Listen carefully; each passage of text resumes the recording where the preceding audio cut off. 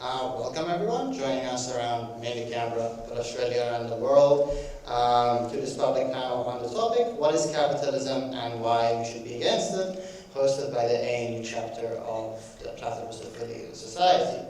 My name is Ali, I'll be the moderator for this event.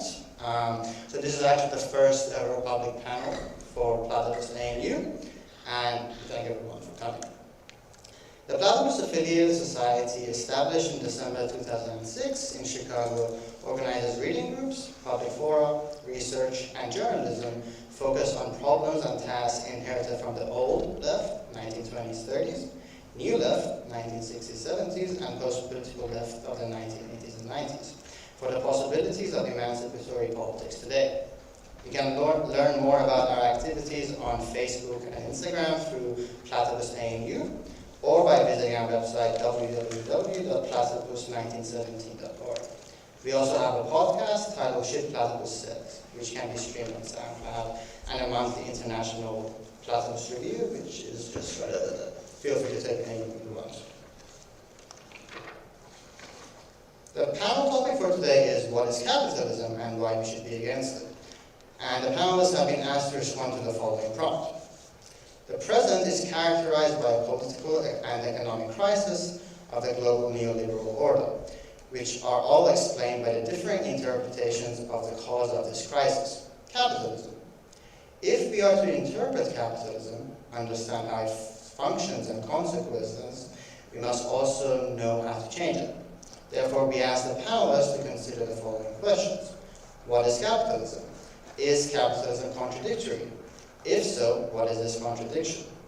Has capitalism changed since the 1840s? What are the implications of these changes politically for the left? Does capitalism inevitably lead to crisis?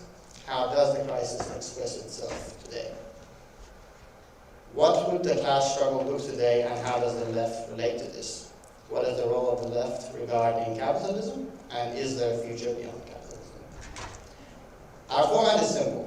Each of the three speakers will have around 12 to 15 minutes for opening remarks, then 5 to 7 minutes each after everyone has spoken to respond to fellow panelists.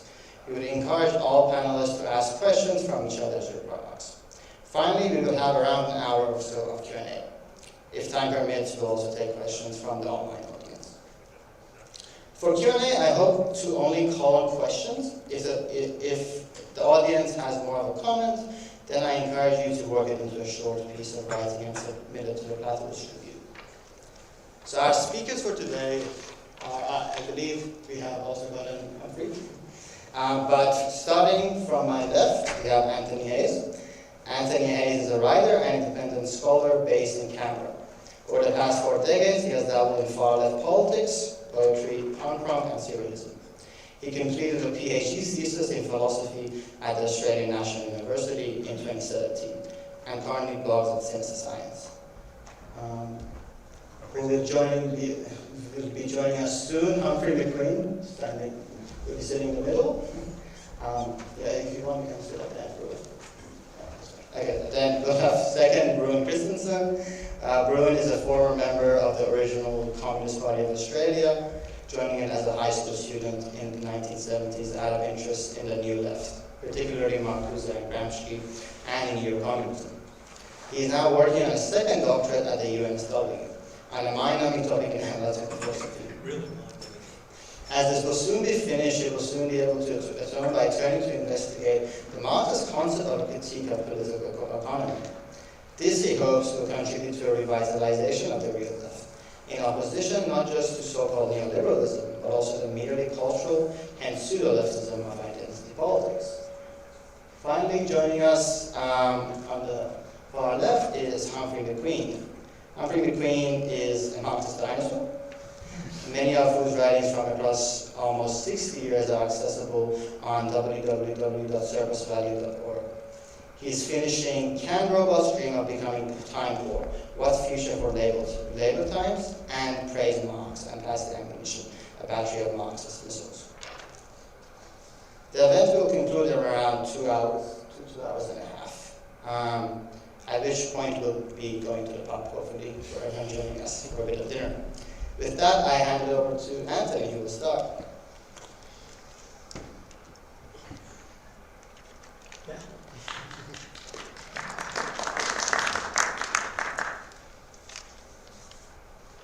Hello. Hello. No? Might take a second. Hello? Do I have to pair it? Hello. Hello. Hello, hello, hello. Hello. Ooh, there we go. All right, I'd like to begin by acknowledging the traditional custodians of the land which we meet today, the people of the Ngunnawal and the Ngambri, and pay my respects to elders past and present. Sovereignty was never ceded, always was and always will be Aboriginal land. How to address the question put to us by Platypus? To address them comprehensively would perhaps take as long as the history we are speaking of itself took to unfold.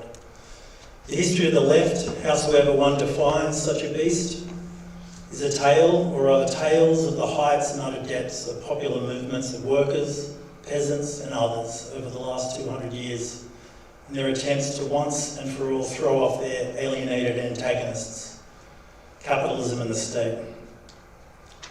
In the following presentation, I will attempt to address some of the questions posed by Platypus, but not all of them. What is capitalism? Where to begin? In his early work, Karl Marx began with production. What we make, our needs, and especially the new needs we produce, are what we are, the way we express ourselves, what Marx called our mode of life, or more famously, our mode of production. Marx's heuristic of labour, borrowed from G.W.F. Hegel and Adam Smith, among others, is a powerful one. Production, if not a master key to the nature of the human animal, is certainly an acute analytic to decompose the years and social forms of various human communities. But in truth, it is appropriate only to the most modern of these communities, fully capitalist ones in Marx's sense of the term. Marx once remarked in a first crack at the introduction to Capital that even though we can use the categories of modern political economy to examine pre- or non-capitalist societies, we nonetheless cannot read these categories back into such societies. For instance, even though money, commodity markets, and wage labour existed in the ancient Roman Empire, none of them dominated the broader organisation of everyday life across the ancient world as they do in the modern. 20 and more years, well, is that just gone? No, good. Just a little bit loud. 20 and more years after his early work, Marx instead chose to present what he called the immanent contradiction of the capitalist social relation by way of first presenting the logic of the commodity. Only later, and on this basis, would he deal with production. Marx had come to the conclusion that to begin with production was to assume too many things. The first chapter of Capital differs from Marx's more strictly speaking historical critique of production. In its stead, Marx unfolds the contradictions of value by way of examining the exchange of commodities. Over several sections, Marx moves from examining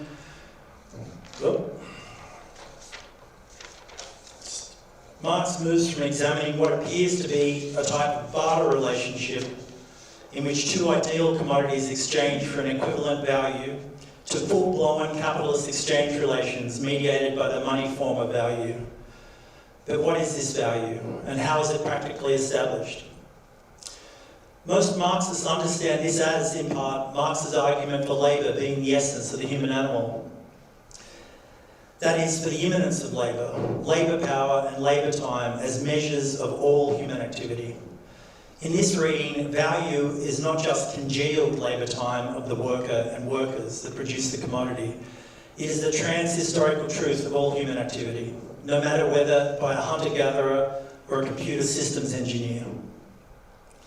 There is no question that capitalist production is geared towards value production, as Marx conceived it, I believe. In his schema, workers are paid for their labour power, that is, their capacity to labour for the capitalist. However, they are not paid for the surplus value that they produce for the capitalist. This surplus value being the true source of capitalist profits. But here we are getting ahead of ourselves somewhat. The point I'm trying to drive home here, and here I believe I'm closer to Marx than Marxism, is that there is nothing natural about this. Value production, that is the production of commodities for sale, dominates all forms of human activity today. Prior to capitalism, production for exchange was relatively marginal. Value, as Marx analysed it, is a strange thing, by turns fictional and real. It is fictional in the sense that value is both in exchanged, the mysterious third thing that two discrete commodities are compared to in the process of exchange. And that this third thing does not exist, apart from its ideal existence in the act of exchange itself. Value is purely an effect of exchange, rather than having any type of material existence, either in the commodities or the workers who produce them.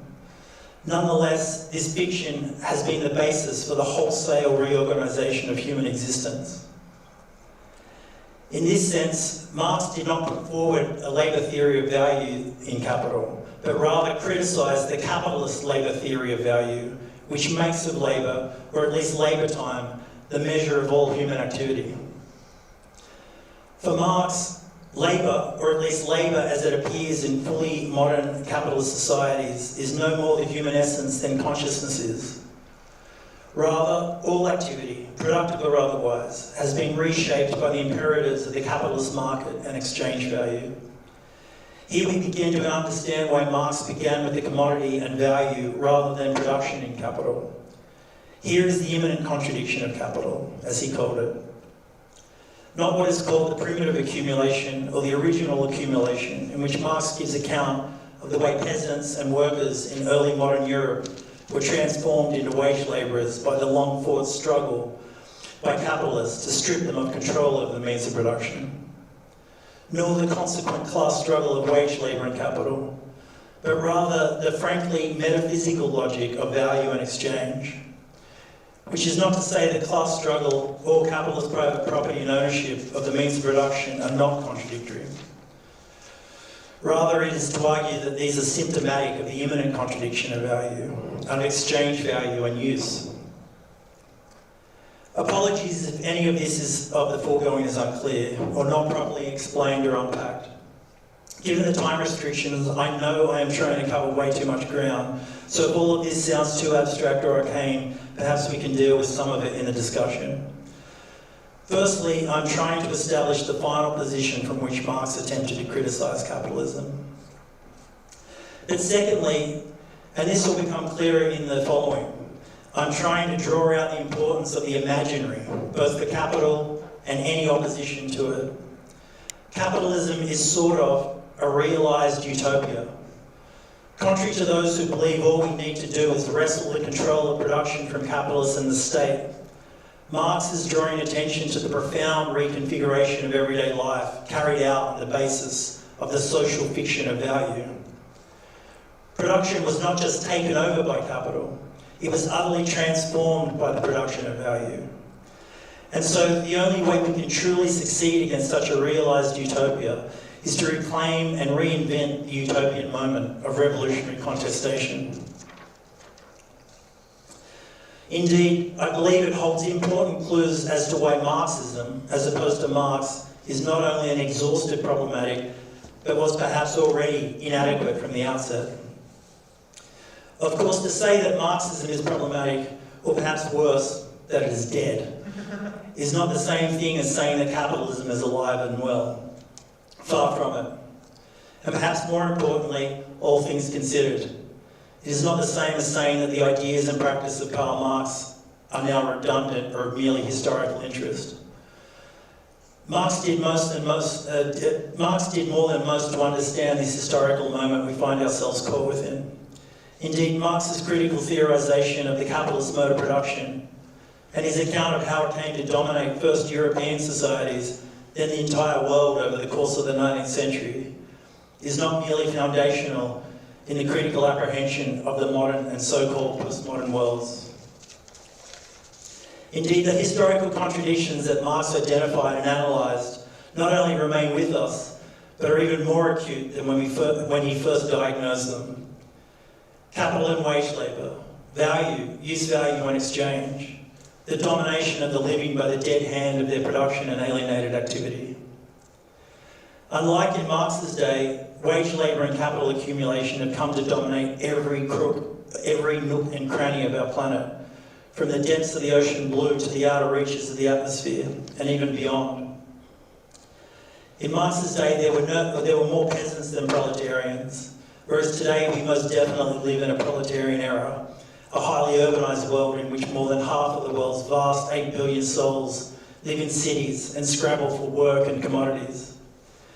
Despite this growing world of proletarians, the grave diggers of capital seem to be even further away from burying their adversary once and for all. And yet the alienation Marx once spoke of, in which labour's product confronts it as something alien, as a power independent of the producer, has reached cataclysmic levels in the form of global climate change. This is a product that few capitalists wish to claim or even acknowledge, and yet here it is, the most obvious result of 2 centuries of runaway industrial production and the pursuit of profit. Today, in the West, the industrial proletariat is largely a memory, even as we are more forcefully wage slaves throughout our working lives. Industry may be elsewhere, out of mind, out of sight for many Westerners, but is still a thing, hidden away in the far distant corners of your iPhone screen. If there is one chief difference between the proletariat in Marx's day and now, apart from its vast and staggering extent today, the proletariat no longer stands at the gates of bourgeois society. There is no outside from which the proletariat approaches capital in the 21st century. That outside is gone. And where it remains, it is shattered or hemmed in by the multiple pathologies and borders of commodity society. On the verge of publishing Capital in the 1860s, Marx cautioned workers against becoming wholly taken up by the question of the struggle for wages and conditions, no matter how important this struggle was and is. He wrote, "The working class ought not to forget that they are fighting with effects, but not with the causes of those effects, that they are retarding the downward movement, but not changing its direction, that they are applying palliatives, not curing the malady. They ought therefore not to be exclusively absorbed in these unavoidable guerrilla fights, incessantly springing up from the never-ceasing encroachments of capital or changes of the market. Instead of the conservative motto, a fair day's wage for a fair day's work, they ought to inscribe on their banner the revolutionary watchword, abolition of the wages system." Unfortunately for Marx and the rest of us, the years of capitalism has reigned over the aught of communism, and not just in the capitalist imaginary. The utopian vision of the left has been thoroughly dominated by what we might call a pragmatism, the struggle for better wages and conditions, for national self-determination, for legal rights and responsibilities. Buried beneath the needs and demands of everyday life, is it any wonder that our ability to dream has worn away? Or even worse, has been stolen and repacked and sold back to us as the mass media dross, which passes itself off as modern and postmodern culture. I believe Marx is partly to blame for this loss, though perhaps not directly. One of the more unfortunate results of his and Engels' criticism of the utopian socialists of the 19th century is the way this criticism has been interpreted by some. Indeed, Marx and Engels deride early utopians like Fourier and Saint-Simon, but not for their fantastical dreams of what would be possible given the replacement of capitalist principles of social organisation. Rather, they criticised their silence or downright buffoonery when it came to the question of how to bring about such a transformation. The problem with them wasn't so much Fourier's elaborate descriptions of his phalansteries and his itemisation of pleasures, all the better to attend to them, but rather his woolly-headed ideas about how to bring about such a state of harmony. Mundane brutality and despair of a life subjected to market imperatives and the struggle to simply exist. Or our dreams and desires have been hijacked by the self-same system that exploits and oppresses. Elsewhere, Marx famously said that proletarian revolutions must draw their poetry from the future, not the past. Here he was specifically deriding the way the bourgeois revolutionaries of the 18th and 19th century clothed themselves in the regalia of the Roman Republic, or idealised and decontextualised fragments of the past. Nonetheless, Marx was not rejecting the memory of the past, least of all past struggles. In another early piece, he wrote of how the world has long dreamed of possessing something of which it has only to be conscious of in order to possess it in reality. What is this dream that we have long possessed? This dream of a communistic society beyond the travails of capitalism? Is it here that we will find our answer to the questions put to us by Platypus? The history of the left, and here I presume we are speaking of the revolutionary left of the 20th century, is a strange and complex thing that is mostly a negative import for the present. That is, what not to do. Perhaps at this point I'm supposed to diagnose the maladies of the left and outline my plan for its phoenix-like rise to once again enter combat with capital, for the final struggle, in the words of the Internationale. There is no doubt that the left is in an advanced state of decomposition, matched only by capitalism's continuing descent into barbarism. Platypus has a tagline that is at once both suitably enigmatic and perhaps overly optimistic. The left is dead. Long live the left. What can this possibly mean? The first question that comes to mind for me is, which left? In the early 1960s, the revolutionaries of the Situationist International argued that we have more to learn from the glorious failures of the workers' movement than we do from its so-called successes like Russia and China. This seems to me even more the case today, 60 years on from the Situationists, in the wake of the utter bankruptcy of the totalitarian currents of Marxism. I would like to end with a modest suggestion that we return to the question of the utopian moment of the struggle against capitalism. Because without a dream of the world we want beyond capitalism, there can be no revolutionary struggle in the present. Thank you.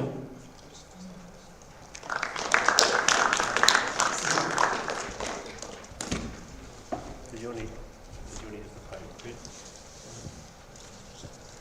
It's fine, I just got to fix this. Yeah, I would use the podium if I may. I have a handout here because, as intimated before, I've got a bit into the weeds, and this might be a bit. Everyone got one? Yeah. Okay. And it's going to be a bit more kind of just based on the text and a kind of to that extent, what I'm used to doing as a lecturer in philosophy. Okay, am I being recorded by this? Or? The recording's over here. Okay, right, yeah, okay. Thanks, Ali, thanks, Ryan, and thanks for the invite to present here. I want to begin with neoliberalism, which for around 40 years has been the dominant conception of economic organisation and political governance, locally, nationally and internationally. Its basic idea is that public goods such as health, education, infrastructure, law and order and even defence are optimally realised by private individuals seeking their own economic advantage. The role of the state then becomes that of creating and maintaining the conditions which enable individuals to pursue their private economic ends, in particular to grow their own wealth in ways which realise the aforementioned public goods.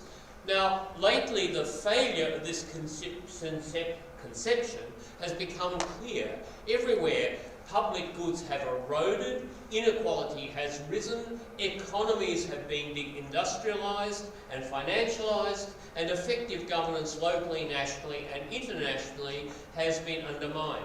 Some have called for a return to Keynes, for example Robert Reich, Paul Krugman, Joseph Stiglitz, and more interestingly actually, Jeffrey Sachs and our own Steve Keen.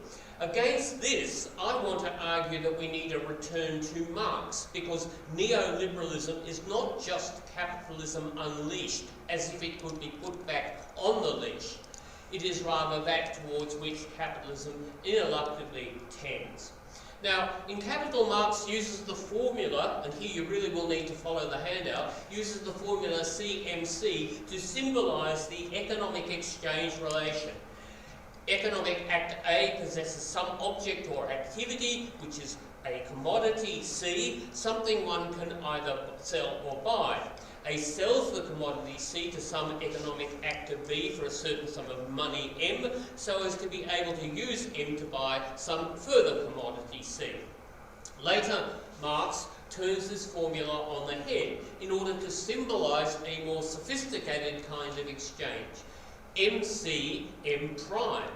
Economic actor A possesses a sum of money M, which A uses to buy C from B in order to sell it on for a larger sum, M prime, for some M plus delta M, M being, of course, an increment.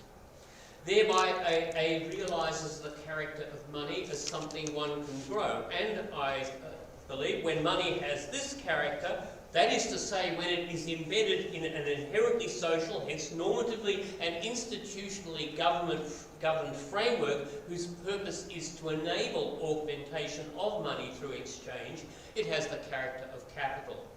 This framework is a necessary, although not a sufficient, condition of capitalism. But how does the increment delta M arise? B could, of course, want C so badly that A could impose a positive value on delta M, i.e., in effect, extort M prime out of B. Conversely, A could want to sell C so badly that B could impose a non-positive value on delta M by appeal to, and in this fashion, extort C, the commodity, out of A. Marx points out, however, that any attempt to explain the increment by appeal to the power and preferences of either A or B fails to address. Indeed, it begs the question of where the increment comes from. The formula MC M' expresses how money exists as capital. That is how it exists as the core element in a social practice of capital accumulation, hence in a social practice of simple exchange. Whatever role is played by power and preferences in determining M', hence the increment delta M, presupposes this. So in order to understand how delta M arises, we must first understand how money can serve as a means in the social practice of simple exchange as depicted in the original formula CMC. Let us then imagine, following Adam Smith, that A and B are exchanging, say, beaver and deer by barter, i.e. without money. Crucially, because each is seeking to exchange rather than to extort or swindle, both are seeking fair exchange. The concept of exchange distinguishes itself from those of extortion or swindle precisely by a mutually acknowledged concern on the part of those party to it to treat one another fairly. The notion of a fair, hence an objective rate of exchange, is thus implicit in the concept. What then could serve as a criterion for determining this? Clearly, only the production costs each has had to bear, which are ultimately labour costs. The concept of exchange determines that the character of money as valuable is grounded in the labour time invested in the production and exchange of what is exchanged. So the concept of money qua means of exchange must implicate the notion of a fair ratio of exchange, for example, the fact that twice as much is involved in bringing a beaver to market as a deer, the value possessed by commodities in general and by money in particular thus originates in labour, this because the only objective, hence fair ratio between them, is in terms of labour time. Labour as a source of value is thus a condition of the possibility of money as a means of exchange. But how can money be something which one can grow through exchange, such that delta M can arise? What must be socially in place for it to be a means of capital accumulation? A distinctive kind of exchange must be in place, precisely the labour-capital relation. A uses M to acquire the exercise of B's capacity to labour for a certain amount of time, in order to deploy it in the production of some object or in the provision of some service, which A can sell in order to acquire M', i.e. M plus delta M.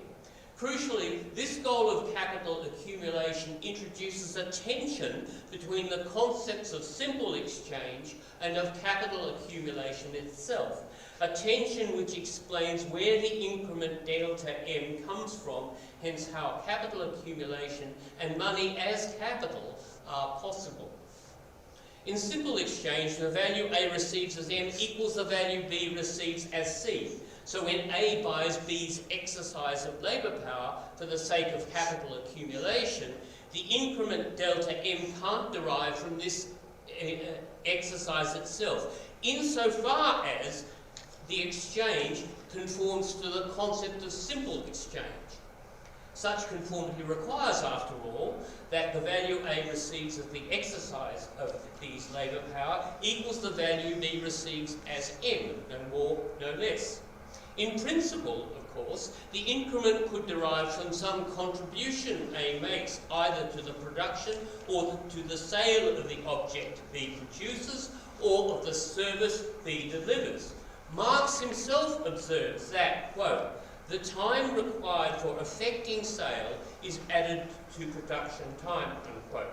And this cost would be borne by A, not by B or anyone else employed by A.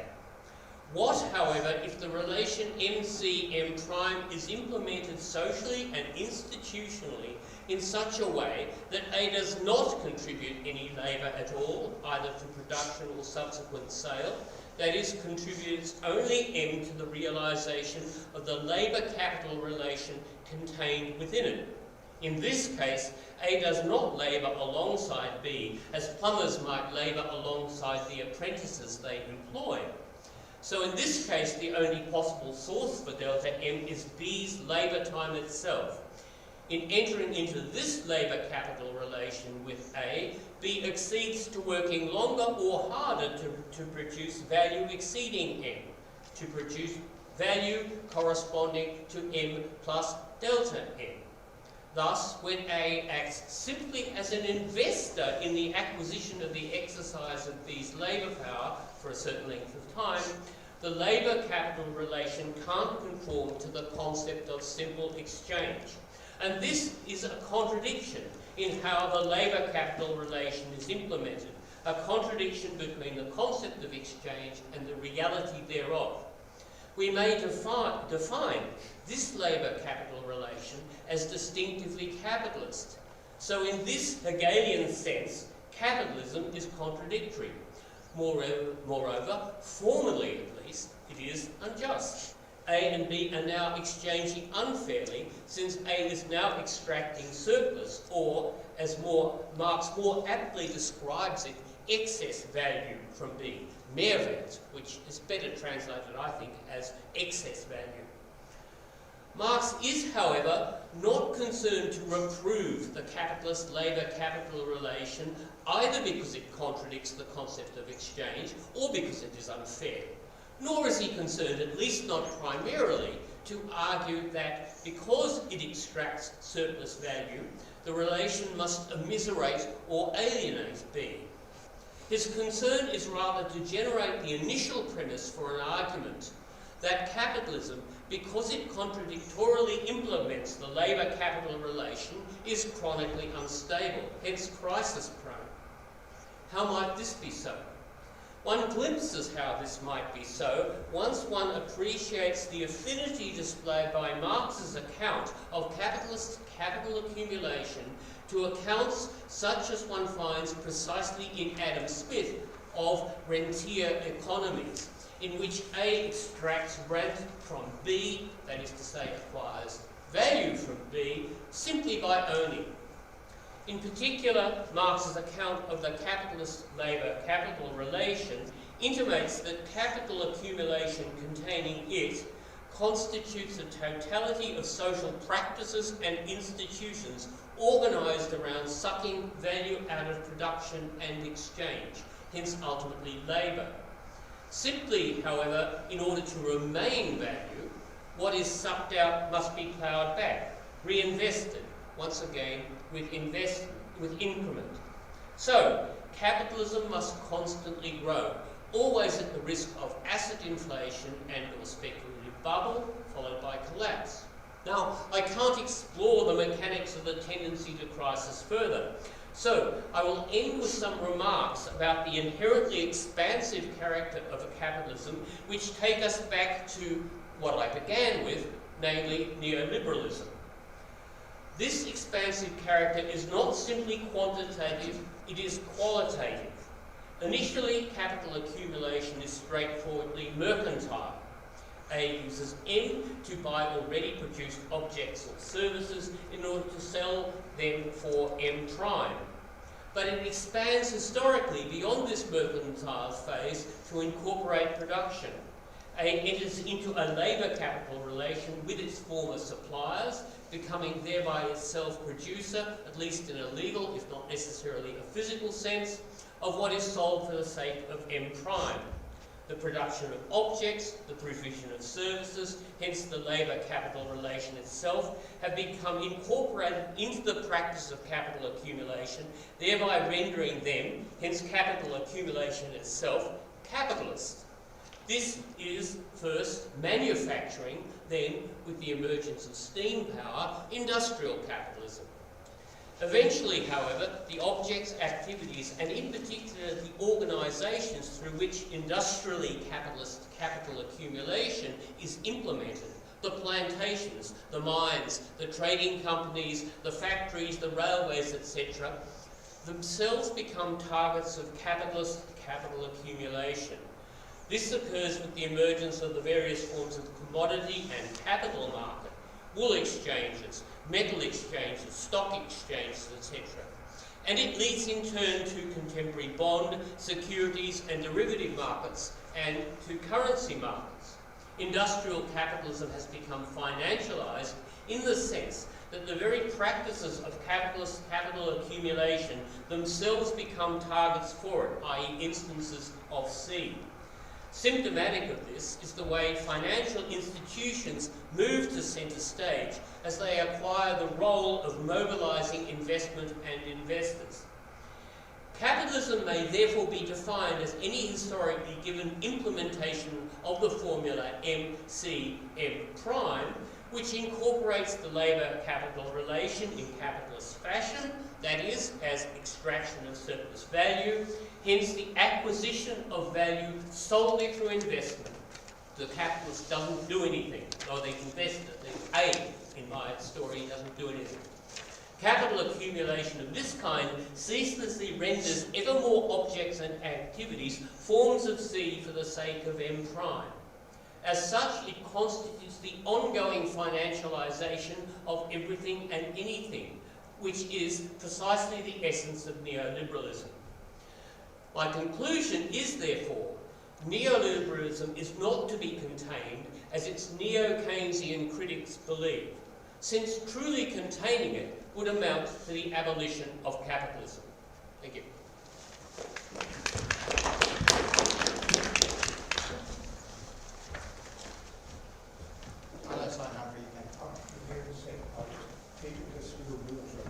Oh, there's one next to you. One right next to you. Humphrey, there's one right next to your chair. For me? Christmas. Thank you. I'll come and stand up for you too, if that's okay. How do you remind that?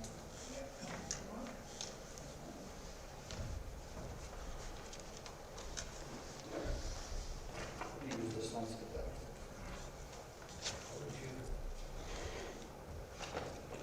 You use the podium mic, darling. Just the I podium. think it's working much. 1, 2, 3. No. Yeah, that's good.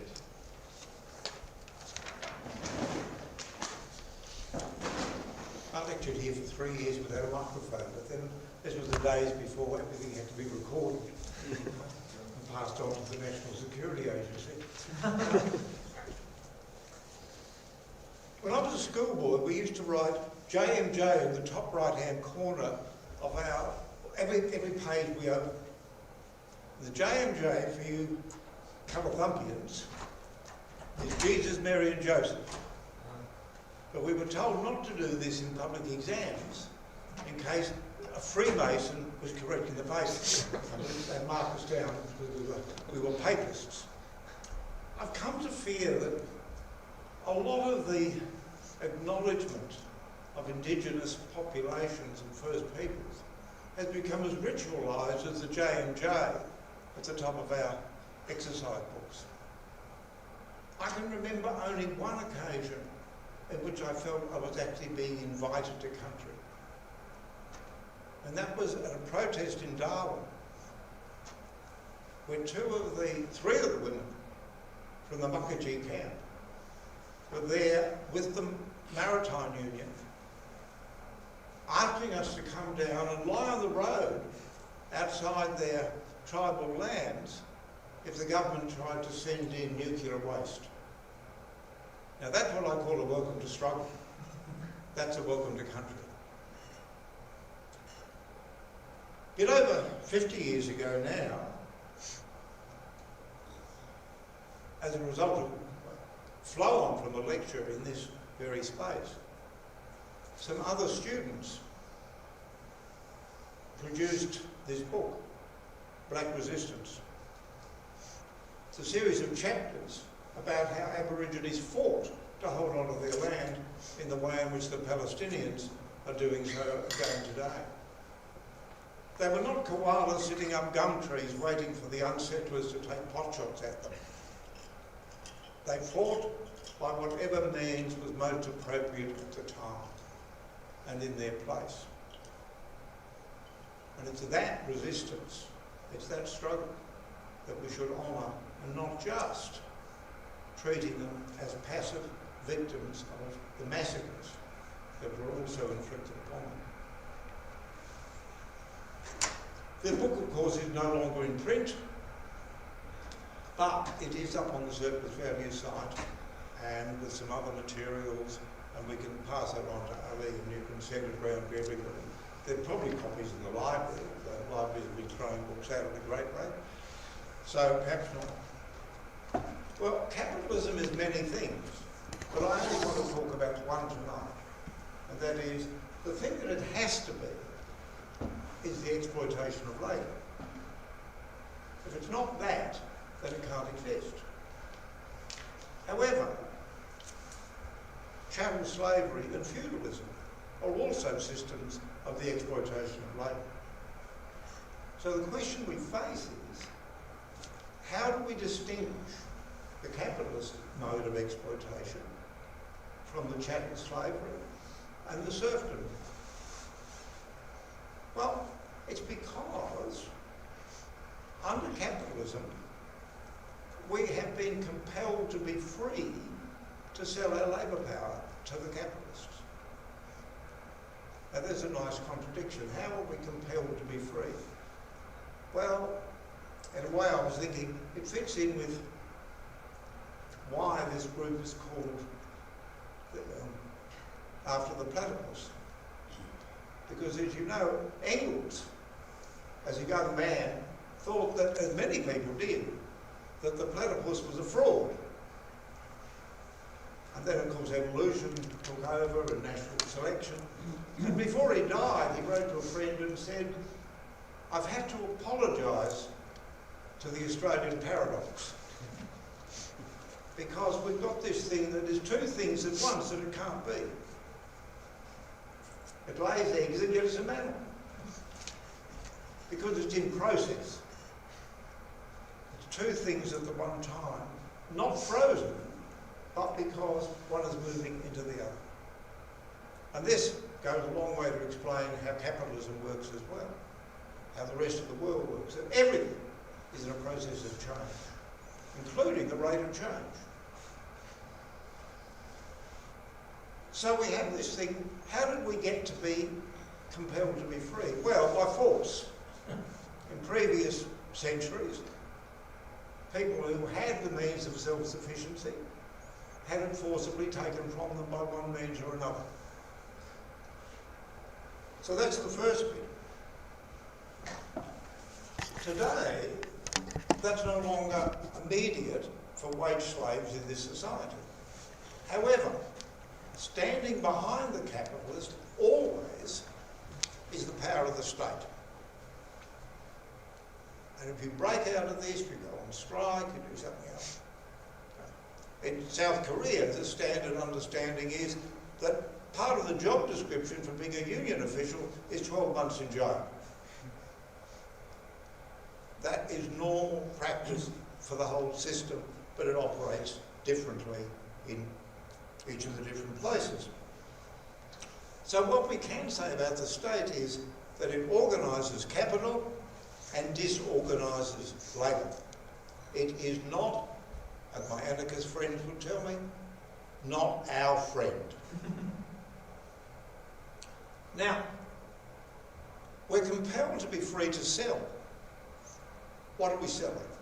Well, what we're selling is our capacity to add value on behalf of the capitalist.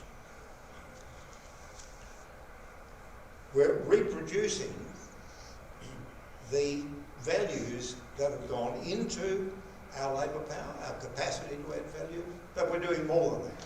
We're adding what is called surplus value. That's our great capacity, ability to add more value than goes into the reproduction of our own value. Now this is, as has been said, this is an equal exchange. So again, we have one of the paradoxes. How can we be exploited if we're getting full value for what we sell? Well, we are getting full value on average for what we sell. We've got a capacity to add value. What does it cost it to produce it across the generations? Food, housing. Today, you can't keep or get a job unless you've got a phone. It might cost you $1,000 a year. Now that wasn't part of the necessary cost of reproducing labour power when I was a boy, for example, or even 20 years ago. So the nature of what is socially necessary is socially necessary. It keeps changing. But whatever it is, on average, we get paid for that. So how are we being exploited?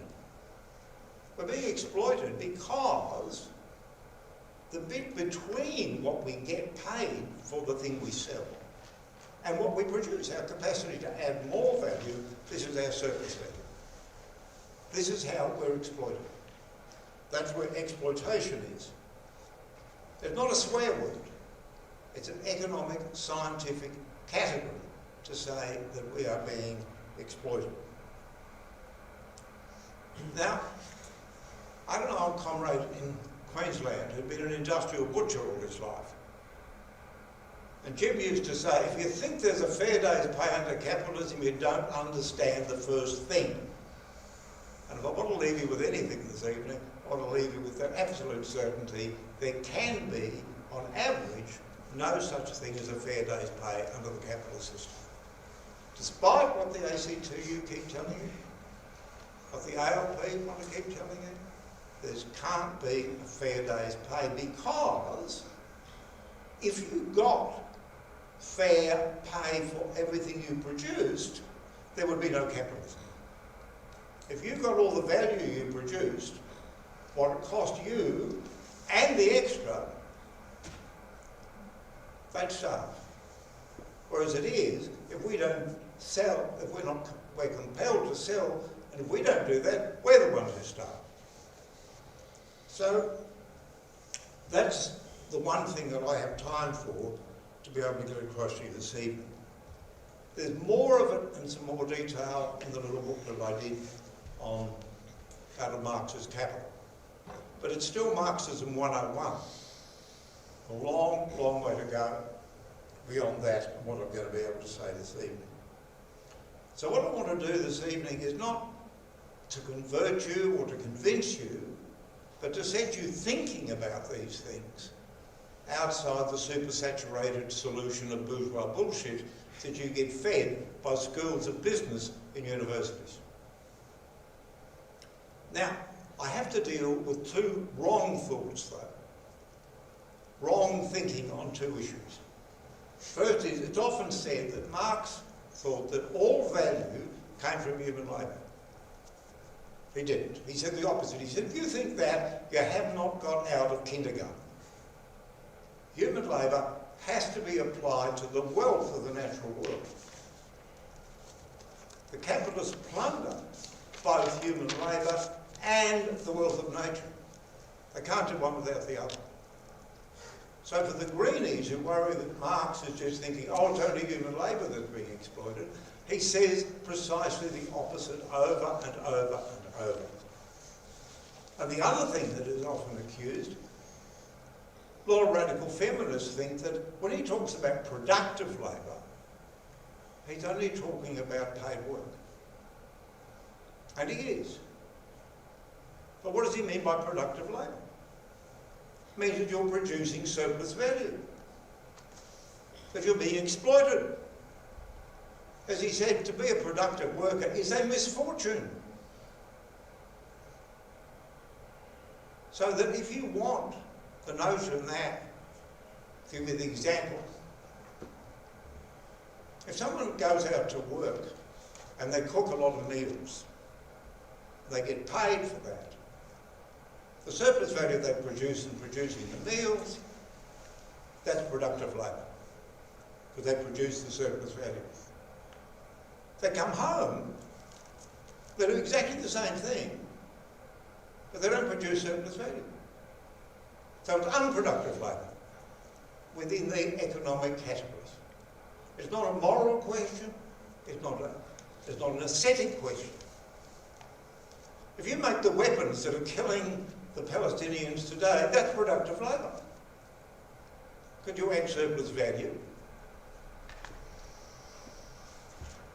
So that's where productive labour is. Are you adding surplus value? That's the only criteria that Marx will give to it. Now, what are we actually selling then?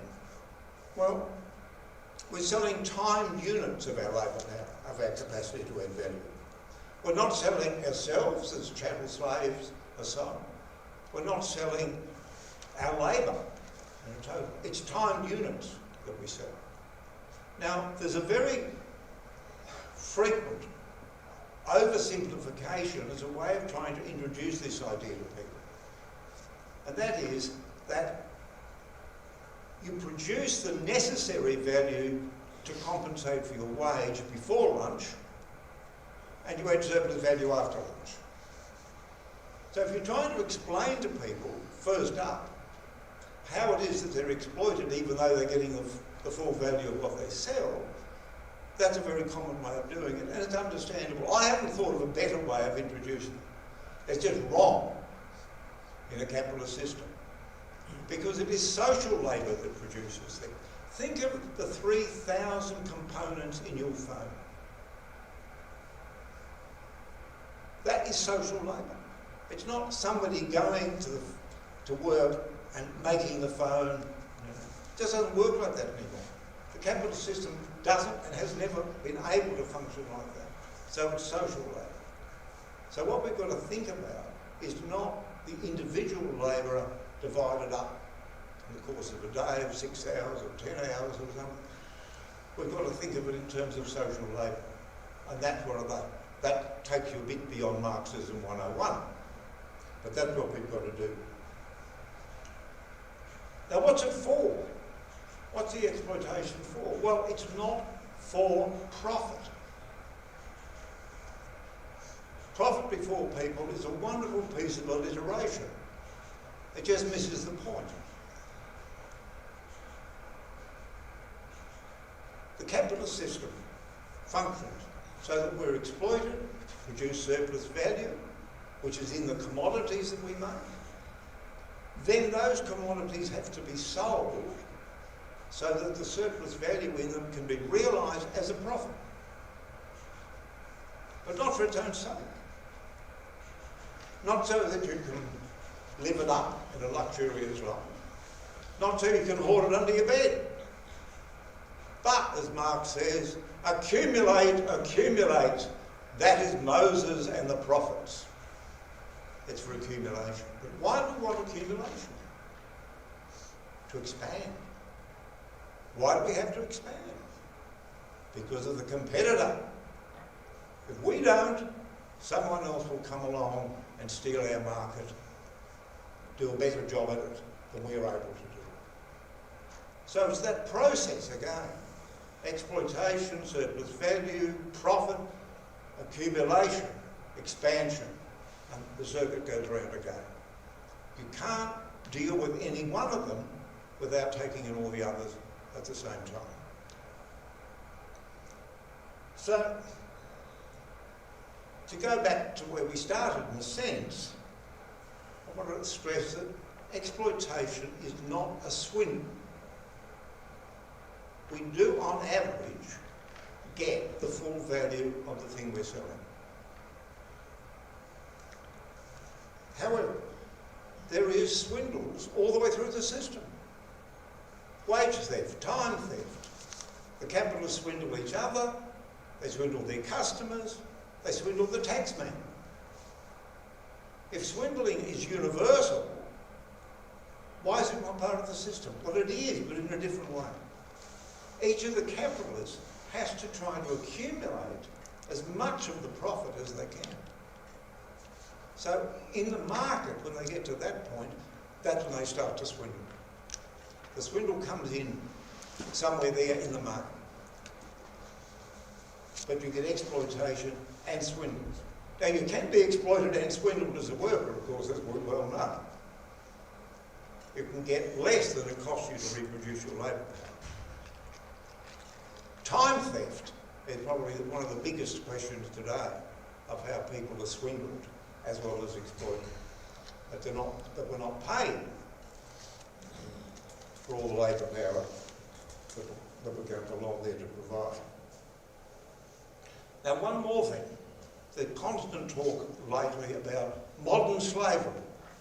Everyone's very worried and upset about modern slavery. Well, the modern slaves aren't chattels. They're not bought and sold in the way in which those millions out of Africa were bought and sold.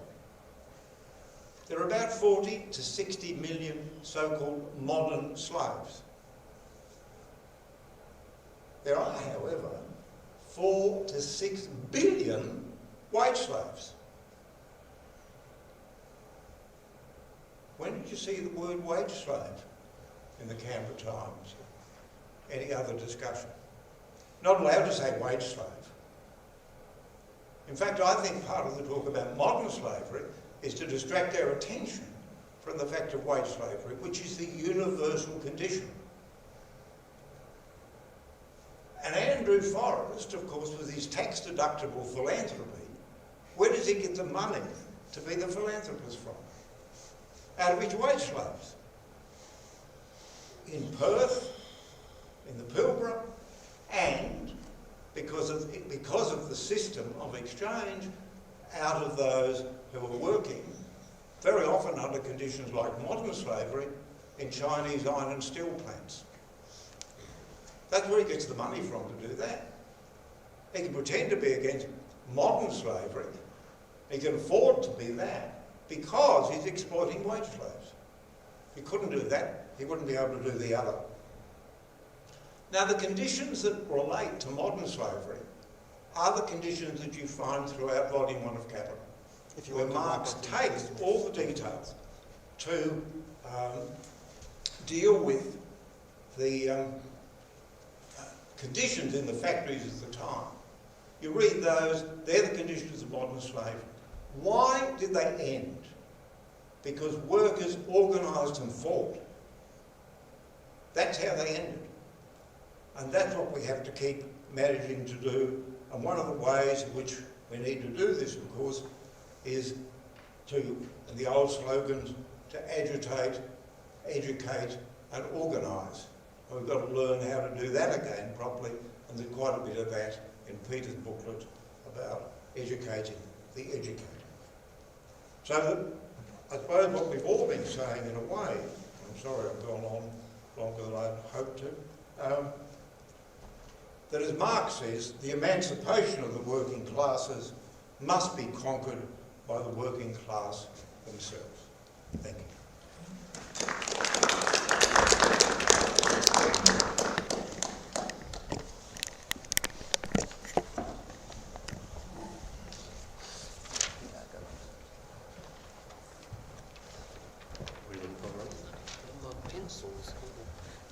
No, there's a pencil here.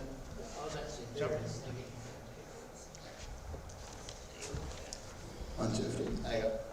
And now we're going to be holding a discussion. So we'll start with Anthony. Feel free to ask any questions you have from Anthony, but you get your own 3 minutes of discussion. So I discuss. Discuss. I'm really not sure how to follow up Bruin and Humphrey, to tell you the truth. I'm not sure if I particularly sort of like find much to disagree with. Perhaps I feel one of the dangers we face when we try to explain what Marx is doing in Capital and what he's doing particularly in the first chapter of Capital, and Bruin sort of talk of the schemas of commodity, money, commodity, and money, commodity, money, dash, or money primes. Bruin put it, this is something I tried to sort of like gesture at, I suppose, in my contribution, was this problem that you face in chapter 1. Is it a historical account? Is it a logical account? Or is it a little bit of both? Yeah. What I mean by that is that there's a tendency sometimes when Marx sort of like looks at commodity exchange, he talks about simple commodity exchange, yeah? And we often sort of read a historical account. And that's not what I think Marx is trying to do. He's trying to say that all the moments of commodity exchange, from simple commodity exchange, barter, right through to the full-blown sort of like money form and the commodity form of the commodity exist within the capitalist exchange. Really, I'm actually just sort of like trying to find things to talk about right now, because I'm not really sure. Like, look, some of the things that I would like to sort of like talk about, let's say that Bruin and Humphrey brought up, maybe I just will be interpreted as like minor quibbles to an extent. So why don't I engage in some minor quibbles? Let's have a look here.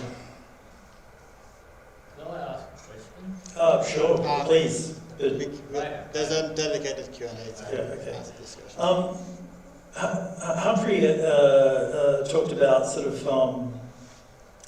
when he was talking about the reduction of surplus value, and he talked about social labour, and that it's social labour really that sort of you find in your mobile phone and the 1,000 components and so on and so forth. And certainly sort of like I agree with him in terms of sort of, industrial production and the production of things like mobile phones, yeah, but not all labour appears in that socialised form in capitalist societies. For instance, a lot of service labour just simply doesn't sort of operate along that basis. And increasingly service labour is, let's take a cleaner for instance, okay? The cleaner doesn't operate in the same way that, say, a factory worker operates. So like operating on a line, sort of only dealing with one area or one component of the good that's being produced. I think it's hard to sort of like conceive of the social labour along those lines. Service labour along those lines. Feel free to ask questions from Bruin and Humphrey, and they can respond. Sure. Look, I'm just going to hand it over to Bruin at this point in time. We can always come back to I'm just sort of flailing here. So. Okay, can I just speak to some of the comments? Yeah, of course. That's a discussion. Okay, good. Let me say, I think that Capital is clearly an exercise in elaboration of the fundamental concepts, the fundamental conceptual architecture, as it were, of capital and capitalism. I don't think it's meant primarily to be a historical account, although, as Anthony says, one can certainly draw inferences as to how the historical process and evolution of capitalism might have occurred. Perhaps in a certain sense had to occur, given its conceptual architecture. And I think that's particularly important because when we come to consider the concept of value and the notion of labour as in some sense, the source of value, the labour theory of value, which of course has a tradition not exclusively Marxist, it is earlier than Marx. It goes back indeed to the Middle Ages and arguably even to Aristotle. The reason why it's so important to note this conceptual character is that many critics of Marx, for example, Eugen Barweg and latterly Stephen Keen, right, have basically assumed that when Marx talks about value, he's talking about as something like, phlogiston. It's kind of the economic phlogiston, and it sort of is there as a kind of physical, analogous to a physical quantity, and it gets sort of parcelled out to objects or implanted in objects. Well, that's absurd. It's not the idea of labour as literally something analogous to a physical magnitude is really not what Marx is all about. And this is why it's so important to understand that when Marx gives his analysis of the concept of exchange, not the reality of exchange, which can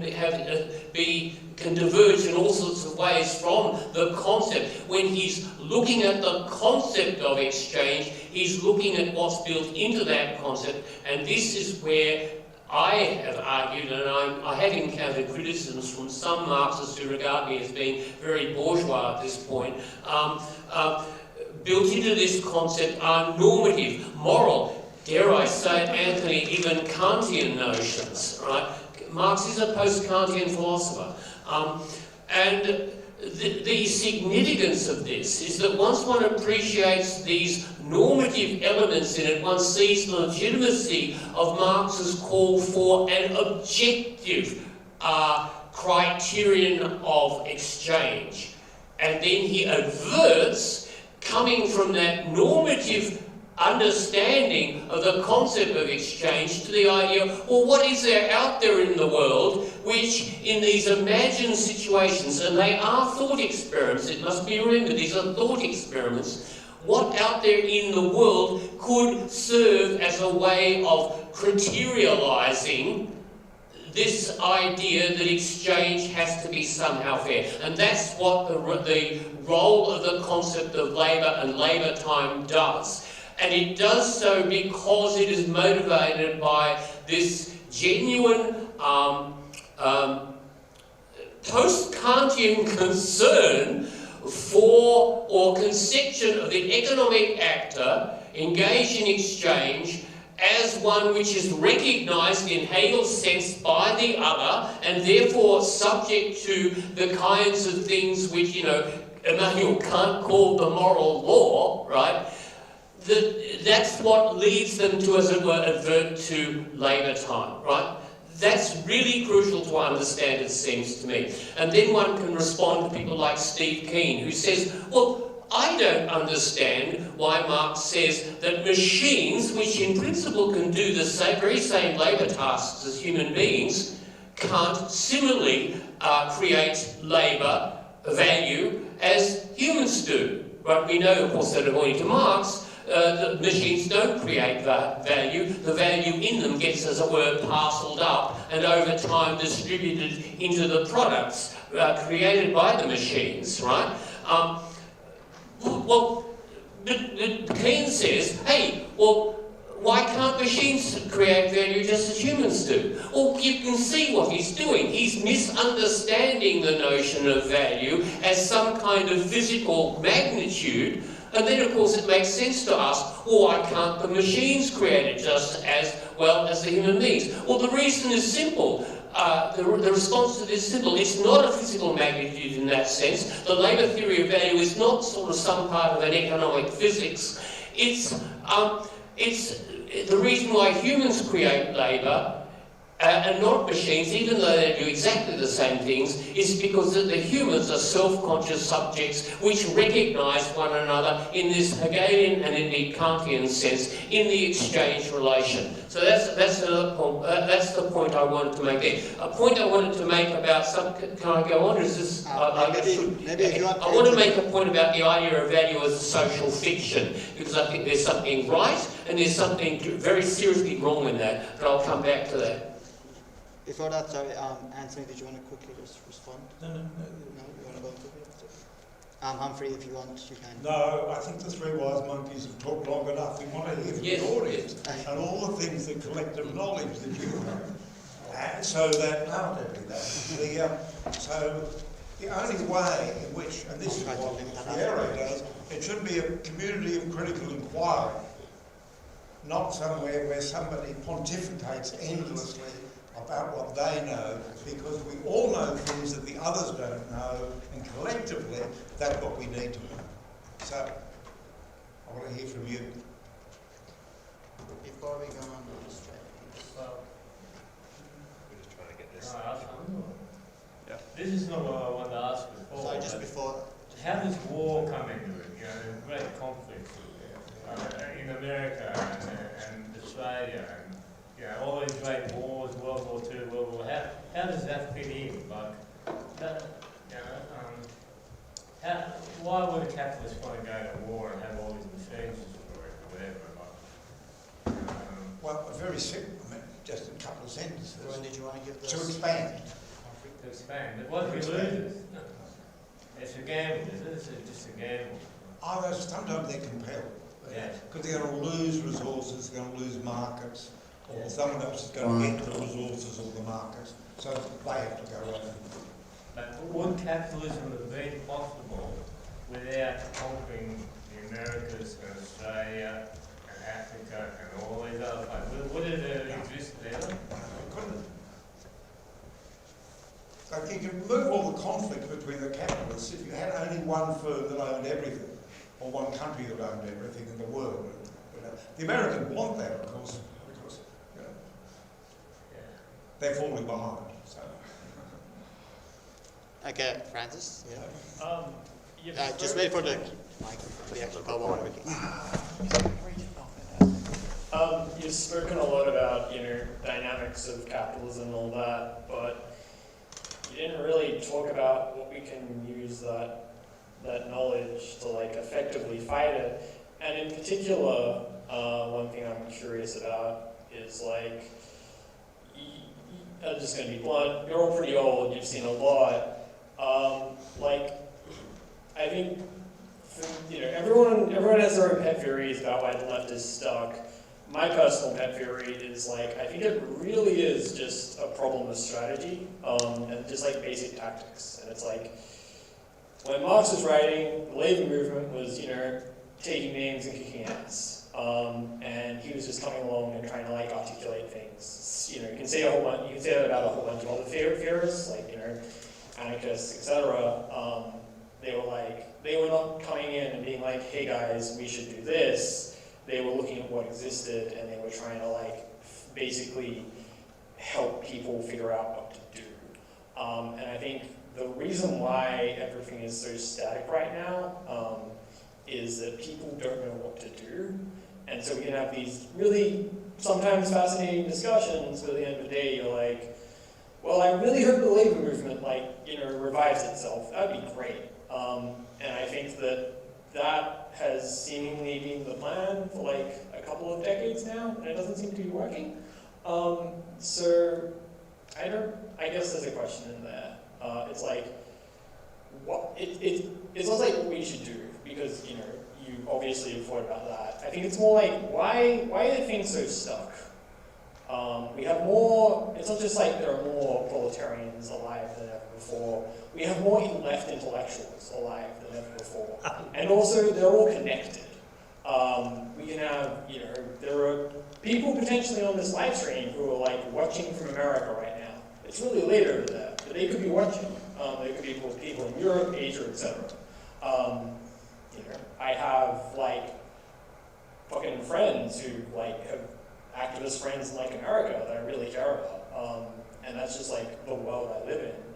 And yet, despite all that, despite all this connectivity, in terms of strategy, it's depressingly bleak. So, I guess there's a question in that. Thoughts? Anyone would like to answer? Anthony? Yeah, Anthony. Do you want Okay, there's a lot there. I think myself, the discussion, and look, I didn't really touch on it a great deal, right? But we've just avoided talking about history, which is quite strange. Yeah. We've talked about the social relation, we've talked about capitalism, we've talked about value, and so on and so forth. Yeah. But we're steered clear of the disaster of the 20th century. Yeah. And to a large extent, what is it? I'm going to mix my metaphors here, okay? It's the invisible bull in the china shop, so to speak, okay? Like, if we don't talk about it, then what sense are we making of the present, yeah, to an extent? I don't think there is a great deal that we can draw sort of positively from the history of the revolutionary movement of the 20th century. When you speak to the variety of sort of like flavours of Bolshevism, yeah, they can always go back to October 1917, yeah. But then almost immediately the scrum begins, yeah. Where do you actually sort of call the line? Where do you say the revolution goes wrong? Does it go wrong in December 1917 when the Bolsheviks essentially moved to try and undermine the factory committees? Does it go wrong with the Civil War? Does it go wrong in 1921 when Trotsky attacks Kronstadt? Does it go wrong when Lenin dies? Does it go wrong when Stalin finally takes control? Does it go wrong when Khrushchev gets control? And when the fuck does it go wrong? Exactly, okay? And the other problem is that the only successful working class revolution as far as Bolshevism is concerned is October 1917, yeah? But again, it went horribly wrong. Why did it go horribly wrong? Oh, objective conditions. Okay, right. So just objective conditions? Bolshevism itself hasn't, it's not one of the objective conditions that went wrong. Yeah, look, it'd be great to have a sort of full-bodied discussion about the 20th century. I think the three of us here can, come to a relative agreement over what Marx did or did not say in Chapter 1 of Capital, okay? Sure, we've got a few quibbles about it, and no doubt it'll come up. But maybe when we get into the sort of like the sinews of 20th century history, that's where we start to sort of get to the heart of the matter, yeah? I'm not sure if I can actually sort of offer you an answer, Francis. I think that organisation is always central to revolutionary contestation. I'm not convinced that the Bolshevik model of revolutionary organisation is the way to fly here, comrade. But I do know that caught between the sort of, the Scylla and Charybdis of organisation and spontaneity, we need some type of organisation, even if we know and we're guaranteed by mere virtual fact of the social relation that the working class are constantly driven towards contesting capital and throwing up their own organs of organisation and self-organisation. But, we see that sort of like history is littered with the defeats as much as the so-called successes of the Soviet Union and China. And I say so-called, inverted commas there, because I don't think Russia or China are successes at all. Can I just say that the reason why I began by speaking about neoliberalism is because I believe that at the moment there is a growing critique of neoliberalism. There is a growing understanding that something is seriously awry. This is attested to by the thinkers whom I mentioned. It's also to be found actually amongst some of our politicians, not the least some of them here in Canberra. And I would actually recommend to all of you that you actually pay attention to this coming election in Canberra. Canberra's local government is not just a town council. There are people standing, in particular the independents for Canberra, Thomas Emerson, whom I will recommend to you and who recommended this book to me. These are people who are themselves, or they're not of course Marxists, and they would regard me as off the planet, right? But these people are in and around David Pocock. They are starting to recognise that there is something seriously wrong with governance in this country, both at the national and the state and the local level. And indeed it was Tom who recommended this book to me. Tom is a philosopher, product of the School of Philosophy here. I knew Tom quite well. And this book is really quite interesting because it's called The Entrepreneurial State, Debunking Public versus Private Sector Myths by Mariana Mazzucato. She's a kind of radical radical not really, but she's a kind of Keynesian economist, and she is basically systematically challenging all the myths spread by neoliberalism about the inefficiencies and incompetences of the state, right? And this is actually really good for us on the left, because it means that we are basically slowly starting to see the emergence of an appreciation that our big enemy here, locally and nationally, and also internationally, is this phenomenon of financialisation. We see that occurring in, of course, the real estate crisis, which affects all of us very, very directly. You know, even in our relatively well-off, affluent capitalist lifestyle, all of you, to less so me, because I'm a boomer, we're affected by this. So that is, I think, the possibility for reorganising and reconstituting the left, and one can see different voices emerging in this critique. The left has been being fragmented by the emergence of neoliberalism. This is why we're all, I think, so despondent. Postmodernism and the sort of kind of post-structuralist critique hasn't helped, but neoliberalism has really been a key factor in this, and I think that understanding it and criticising the people who are starting to realise that it's not all hunky-dory, like these neo-Keynesians, is a good way to start rebuilding the intellectual foundations of the left, of Marxism. Humphrey, did Humphrey want to? Oh, yeah. There was 10 people here who said nothing yet. Sorry, could I just quick follow to that one, please? Yeah. So I'm sorry, we're going to rebuild the foundations of the left by embracing like social democracy. No, of course not. But that's what that book is about. Yeah, I'm just using this as an illustration. I mean, I don't think that's. I think that's actually. But you see, but that is what you're saying is true. But it's also not something I've said. I have not said that we should endorse this book. I'm using it as an example of how ideology is shifting. Criticizing neoliberalism for decades. I would like to point out to Mazzucato that much of her critique can already be found in people like Paul Moran and Paul Sweezy, the Monthly Review crowd, who back in the 60s and 70s were doing this kind of thing. Okay. Right? That doesn't seem like we're making much intellectual progress. Well, but I'm just asking where we can find the Archimedean point upon which to rest our lever for a reconstitution of the left, which would mean going beyond this position. Can I ask you one more question? Yeah. Is that voting for like politicians who say we're going to do more public spending? No, not well. Yes, it could be, but I'm not saying that is the answer. I'm just basically pointing to the emergence of this social phenomenon of dissatisfaction, growing appreciation that the kind of neoliberal ideology, which really has been hegemonic, even to the point of shaping how institutions operate, like in things like new public management theory, that this is now being challenged, finally, thank God.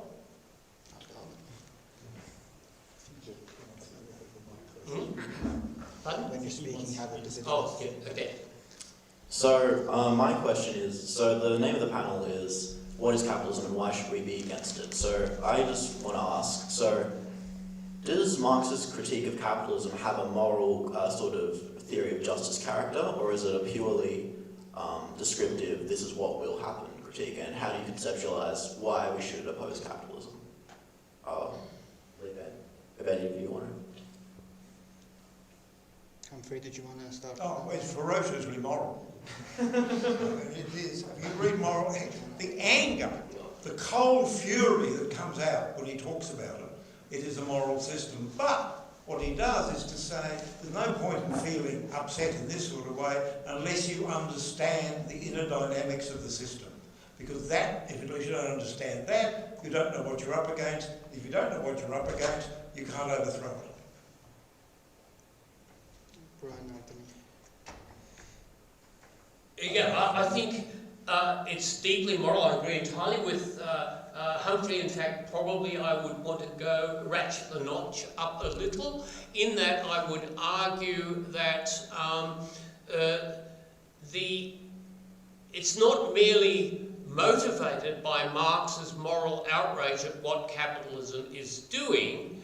He is looking at the way capitalism itself has a foundation in, as indeed all human existence does, in certain moral understandings as articulated, for example, in things like the Golden Rule, of which Kant's categorical imperative is in some sense a kind of theoretical elaboration.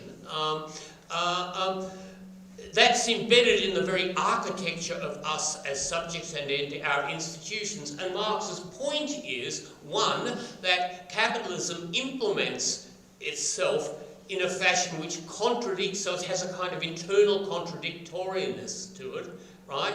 And two, this is a point of leverage, right, for those seeking to overthrow it.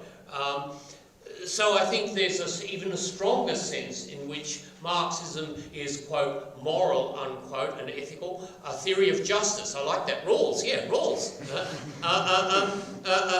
I mean, that's really a good reference point here, because as I've argued with the analysis of the concept, I stress the concept, not the reality of exchange. There is embedded in the concept what is basically a kind of Kantian or Rousseauian or actually Adam Smithian, right, idea of justice. It's the notion of justice at work there, right? Which, by the way, tells you why you shouldn't listen to all these neoliberals when they say, oh, we're followers of Adam Smith. That is a complete misrepresentation of Smith. Smith's major work is not The Wealth of Nations, but his magnificent The Theory of Moral Sentiments. And there you can see that he has a very, very sophisticated view of the human being, which goes beyond the kind of rubbish which you find in most of your, kind of microeconomic courses, and of course in, von Hayek and Mises and all the rest of them. Answer to the one. Yeah, look, I think there's a lot of outrage in Marx. I'm not sure if Marx actually presents a moral system, but yeah, I think one of the things, and this sort of like came through in both Bruin and Humphrey's presentation, is that the critique of surplus value is not a moral critique. Yeah. Marx, in fact, talks about justice at one point as one of the modern myths. Yeah. Like I don't think Marx is interested in a moral system in the same way that, say, for instance, I think in the thesis on Feuerbach, he talks about the way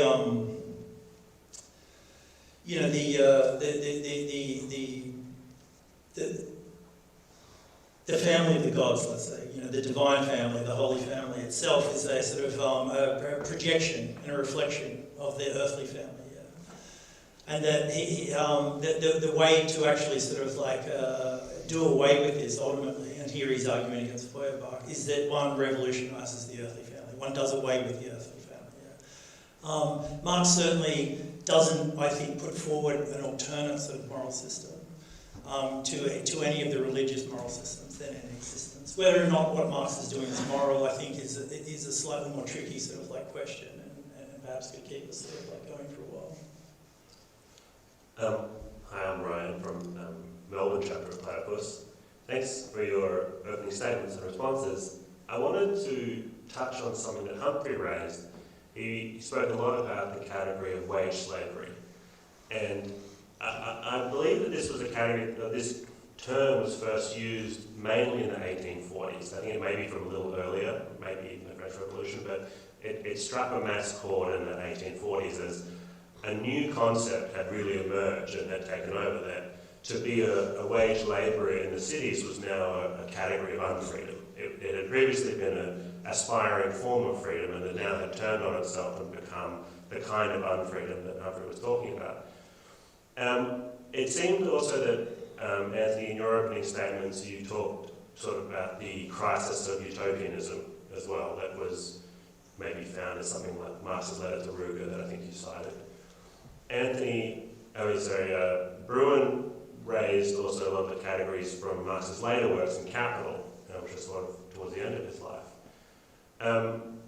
But I wanted to turn to this 1840s period, where in some sense the late 1840s, which was the most impactful period of Marx's life, let's say, politically, where the main phenomenon for Marx during this time was the rise of the workers' movement for socialism, particularly things like Chartism, but also Proudhonism in France, anarchism, and other kinds of social democracy.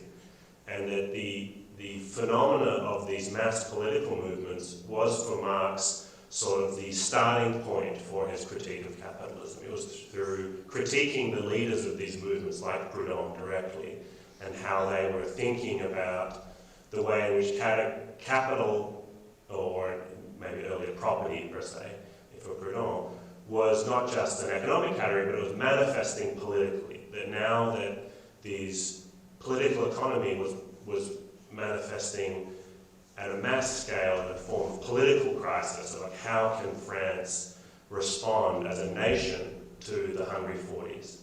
How have the workers become a new political force, perhaps partially aligned with the liberals, but partially a new kind of political phenomena? So my question is, how do you understand capital and capitalism, not just as a, let's say, an economic category, but a category of politics? How does the problem of capital manifest in politics, and how does that help us think about capital?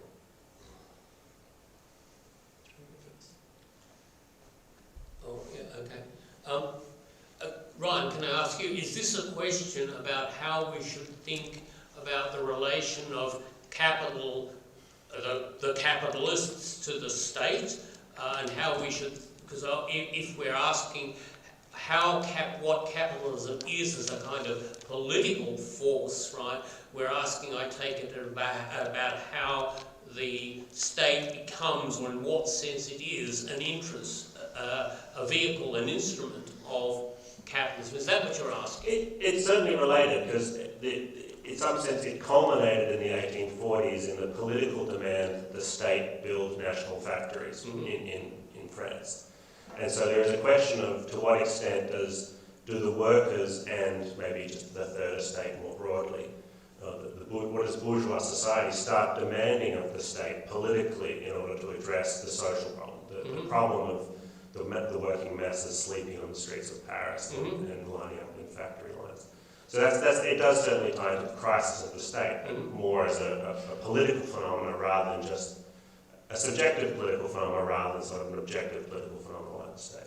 So it then ties back to the kinds of points I was trying to make in response to the objection coming from back there, namely, what can we identify in the current discourse and in the current sense of crisis which is out there, even in a place relatively local like Canberra, as something we can hook into in order to basically mobilise people and get them thinking about it. I'm thinking about the issue of homelessness and poverty, not just in Australia or the world, but in Canberra, which is actually quite extreme. Read John Stanhope and Khalid Ahmed, their articles in the City News for an account of this.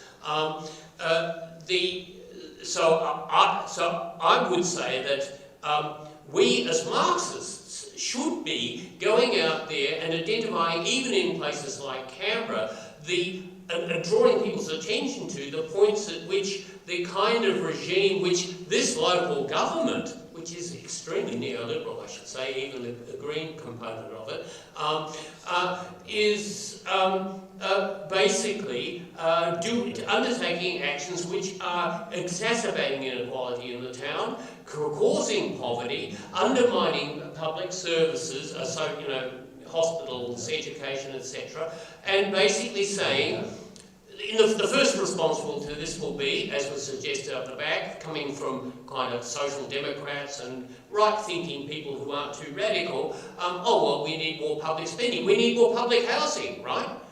Right? Well, I would say, I would be talking to those guys and saying, but we've got to think a little bit deeper about what's actually driving this, right? And that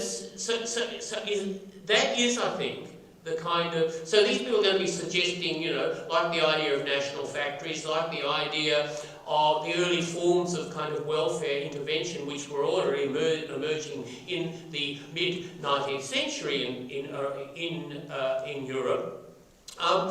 We do say, yeah, that's all fine. We've got no real objection to that, but, you know, let's think that through a little bit more. Let's see what's really causing this, and therefore whether these seemingly plausible sounding solutions really are the solutions they seem to be, right? So that's the kind, and in that way, that requires us, of course, I think, not to be on the outside, but to be on the inside of these discussions, and therefore really involved with these people.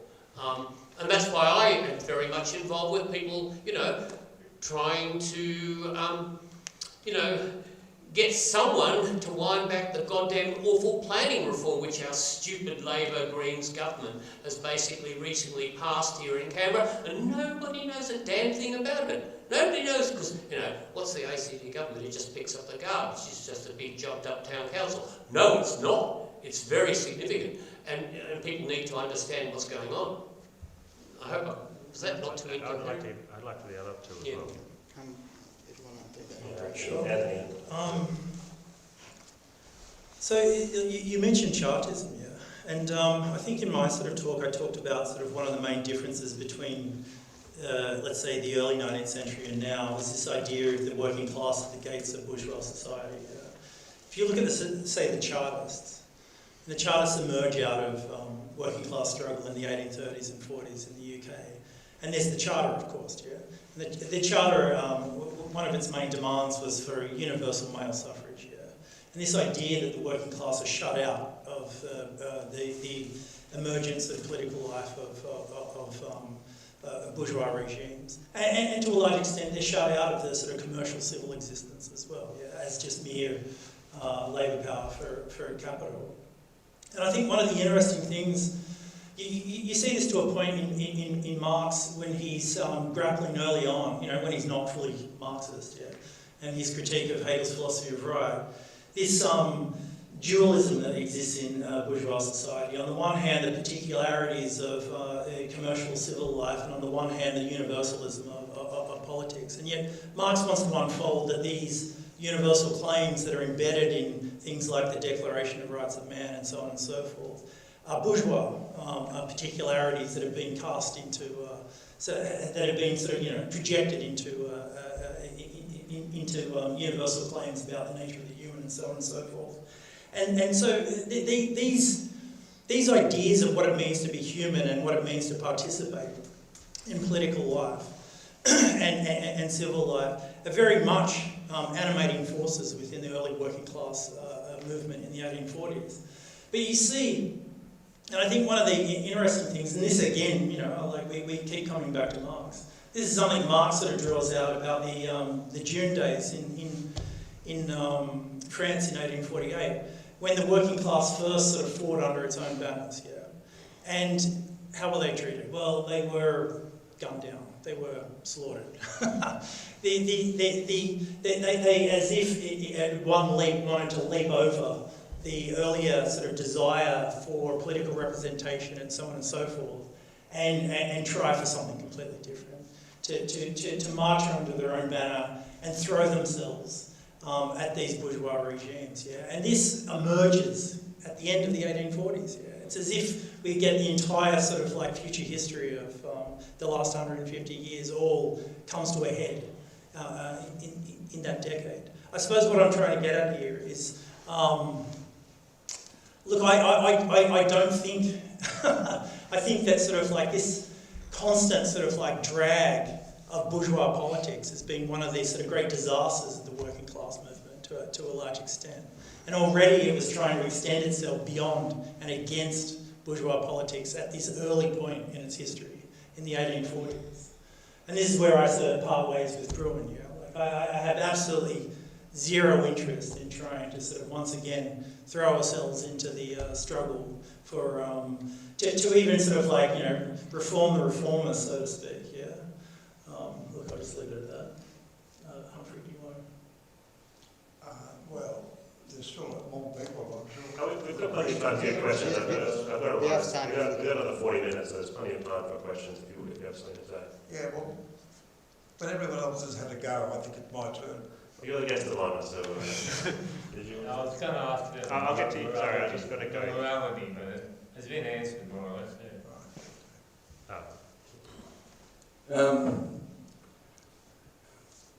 I suppose what motivates me is my life, the conditions under which I have to live, and I think that's probably what we need to really think about in terms of how do we rebuild a movement and reintroduce the notion of class struggle, because that's what's missing. How do we unify a class? How do we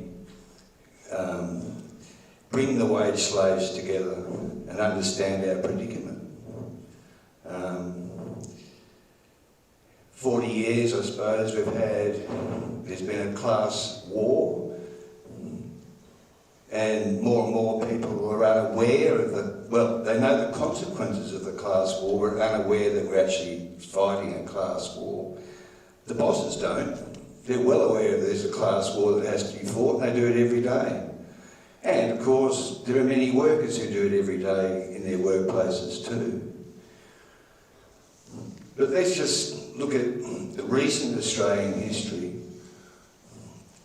The best the union movement could have had to offer was when, I suppose, the division between the right and left unions was the communist-controlled unions versus those unions that were merely working out ways to adapt to the capitalist system.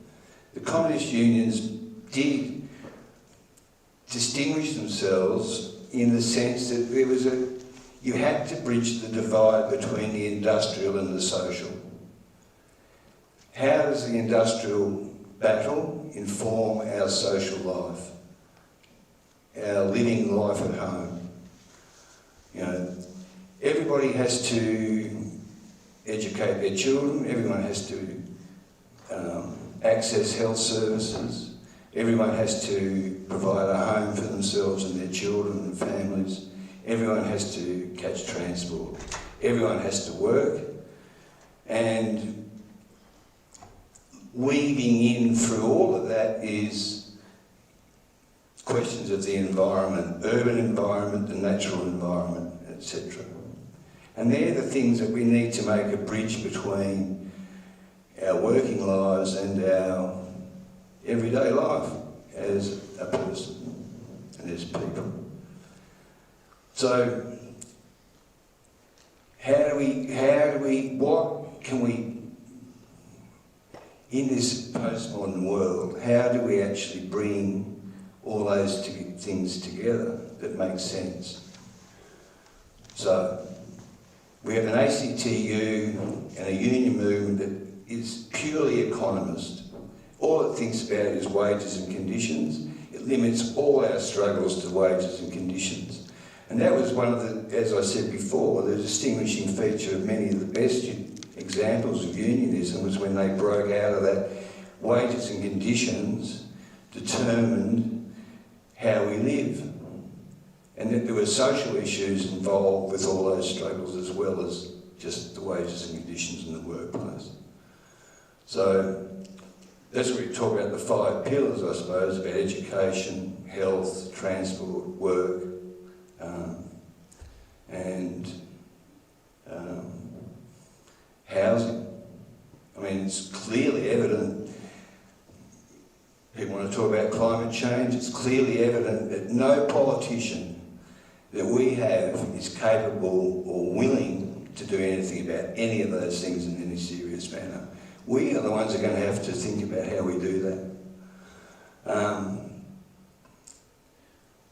So that's really the point I want to make, is breaking out of the wages and conditions into, maybe we have to start talking about what does a social wage look like. How can we can unify people around education and health, preventative health. we can unify people around the question of housing and shelter. And they all could be aspects of a social wage that we struggle for, that would be a collective struggle that would have to do that. We're not going to win living wages, etc., on a company-by-company basis. We can't solve those social problems that way. I'll just leave it at that. Humphrey, if you wanted to start. You take up any one of those five. When I came to Canberra, everyone who came here was entitled to public housing. I tell people this now, they can't believe it. I mean, it's just beyond capacity to think that that was the case. And there were housing commissions in every state that were designed to achieve this. But I'll just talk one other aspect of it, and that's the healthcare question. Because so many people's concern about health, in every area of it, is becoming more and more significant for them, I think, because they can't afford it. And it isn't there to provide them. So that people think that, well, you still hear people around the Labor movement and the left talk about what a good thing the Medicare system is. Well, I've been opposed to Medibank from before it started for a couple of reasons. One of them, it was the introduction of flat rate taxation. With the Medibank levy, that everyone's going to pay the same percentage.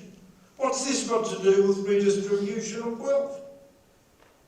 It was certainly better than what you had before, but that's not what we should have gone for. It's not what we should be for now. It's all very well for someone to say, oh, I don't mind paying this vast amount of money for my Medicare coverage, but I'm paying 2% of my income to them. They should be paying 20% of their income if they're on that kind of, couple of million, $20 million income a year. But no, that question doesn't arise. The other thing is that right from the start, the medical committee of caucus, the 5 doctors, were against the Medicare system because it's a curative model, not a preventative model. And what they got out of it were bits of social care, community medicine for women, Aborigines in some areas. But where it began was in the abattoirs, where the meat workers union, because of those days, the amount of disease that came from the animals and what they were dealing with, they were constantly being infected. So one of the demands in the workplace that the communist-led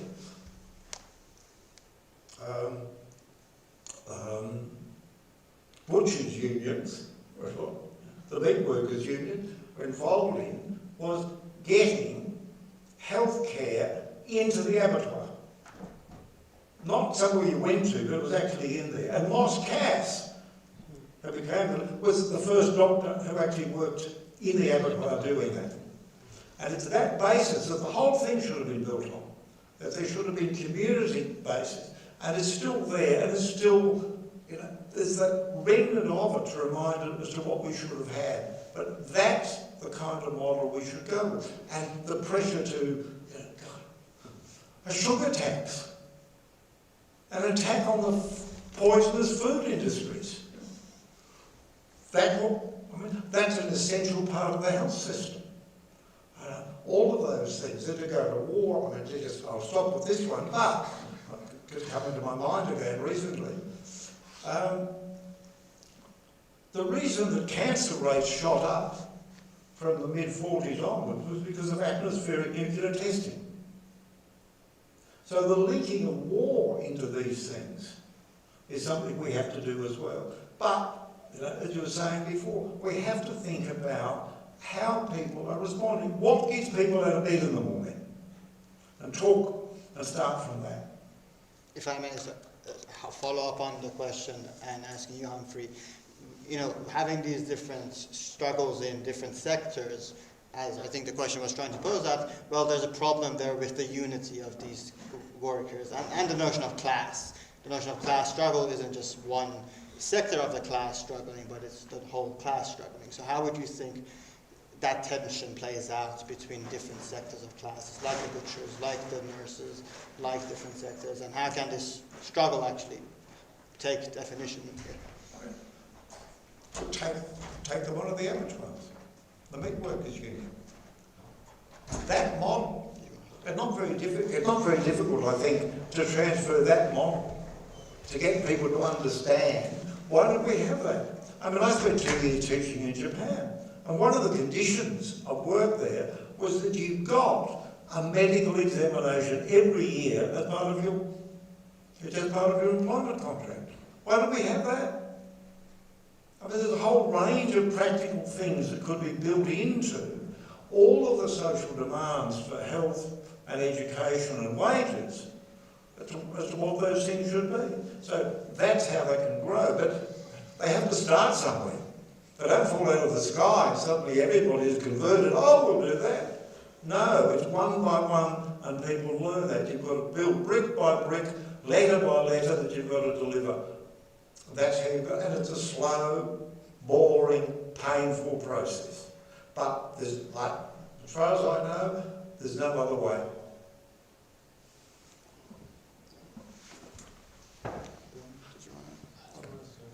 There you go. You want to speak?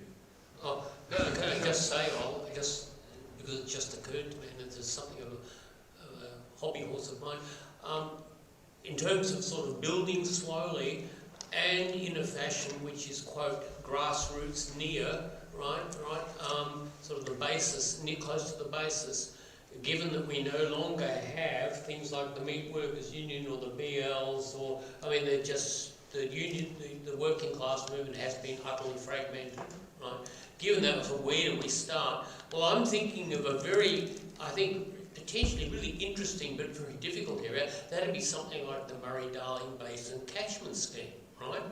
Now, it seems to me that here is an issue where clearly some kind of restriction of irrigation and water rights is actually ultimately in the interest of the long-term survival of those communities. But the whole issue has been completely stuffed by the government because it's basically not prepared to tackle the fundamental issue of who the main depleters of the water reserves are. And they are things like, Cubby Station, right, up the top of the Murray-Darling Basin catchment scheme, who are sucking all the water out for rice plantations, growing rice. Now, here you have a really a challenging issue where it's very, very difficult to get into that community and say that there has to be at some point a restriction of water rights. But one of the things which I think, a proper Marxist, and this is why you need theory, I'm sorry, you really do need a bit of theory, is to be going in there and saying, look guys, we know you need this water. We're not out to stop you basically growing oranges. We're not mad greenies who live in Brunswick and that just get all teary-eyed about, the bush from afar, right? We are people who want to see your community thrive with you in it, right? But there is this problem of water. There is going to have to be a restriction. But let's look at just how that water is actually being divided up. And then one would come back to the phenomenon of industrial agriculture and how it is basically screwing not just, like farm labourers or people in the cities, it's actually screwing the local farmers. I mean, I was actually at Burrowa recently for the Irish Wool Fest, right? And the the wool sorter, he said, we don't do any processing in Australia. We just cut the fleece, bale it up, we do a preliminary sort and then give it to the Chinese buyers. That's what we do. That's the life of Burrowa, right? Now we should be we could be saying in a quasi, mawkish, greeny fashion, right? We want to have, like local industry. We want to bring back the butcher, the tailor, the candlestick maker, to quote a famous line from Adam Smith, right? We want that back in the community, something like simple commodity production back in Burrowa, right? And that's a way of basically, I think, getting that Archimedean, getting the lever in under the door, as it were, right? This is what I mean, right? And tackling something like the issue of water rights in Australia. That is something which the left really should be doing, right? Really should be doing that, just as you should be here in Canberra tackling this issue of Canberra's growth and Barr's claim that we need to have all these shonkily built apartments to deal with it, which is bullshit. It's bullshit, right? But that's where we should be. Jude? Thank you, gentlemen, for taking the time to speak to us. It's been I've really enjoyed it, and for Ali for organising this. I wanted to kind of resurrect something that got brought up earlier. The election is on Saturday, and it's very much at the forefront. I'm a public servant, I studied politics, it's all anyone really talks about in Canberra. And obviously the federal election is right around the corner next year as well. And there's obviously a lot of frustration. And I wanted to ask Humphrey, when I was preparing for just reading up on your Wikipedia at work today, and something stood out to me where in the 70s, at the 72 election, you called for a boycott of that election based on Whitlam's posture on Southeast Asia and that imperialism. Is there a power, half a century later, also utilising a boycott and utilising a vote of no confidence at the local level, at the state level, at the federal level, and not engaging in the parties that are on offer, which offer different flavours of the same thing? Because I don't know, just for so that's what I've sort of arrived at. I think I spoil my ballot because I don't really want to engage in that, and I'm just wondering what the views are of not just yourself, Humphrey, but also the other two on that, and just saying like, no, we can't channel any meaningful change through that. Do you want to hand the microphone? Sure.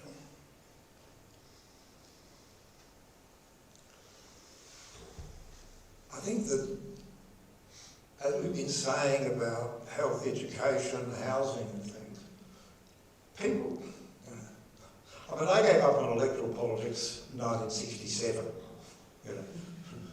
far back as then. I think the resources I've got, I haven't got time to put into parliamentary cretinism, but I'm well aware, of course, that what people think of in terms of politics, what you're going to talk to people about, you need to know about that, as to where they're thinking. There's no point in saying to them, well, what you're going to get is this, that,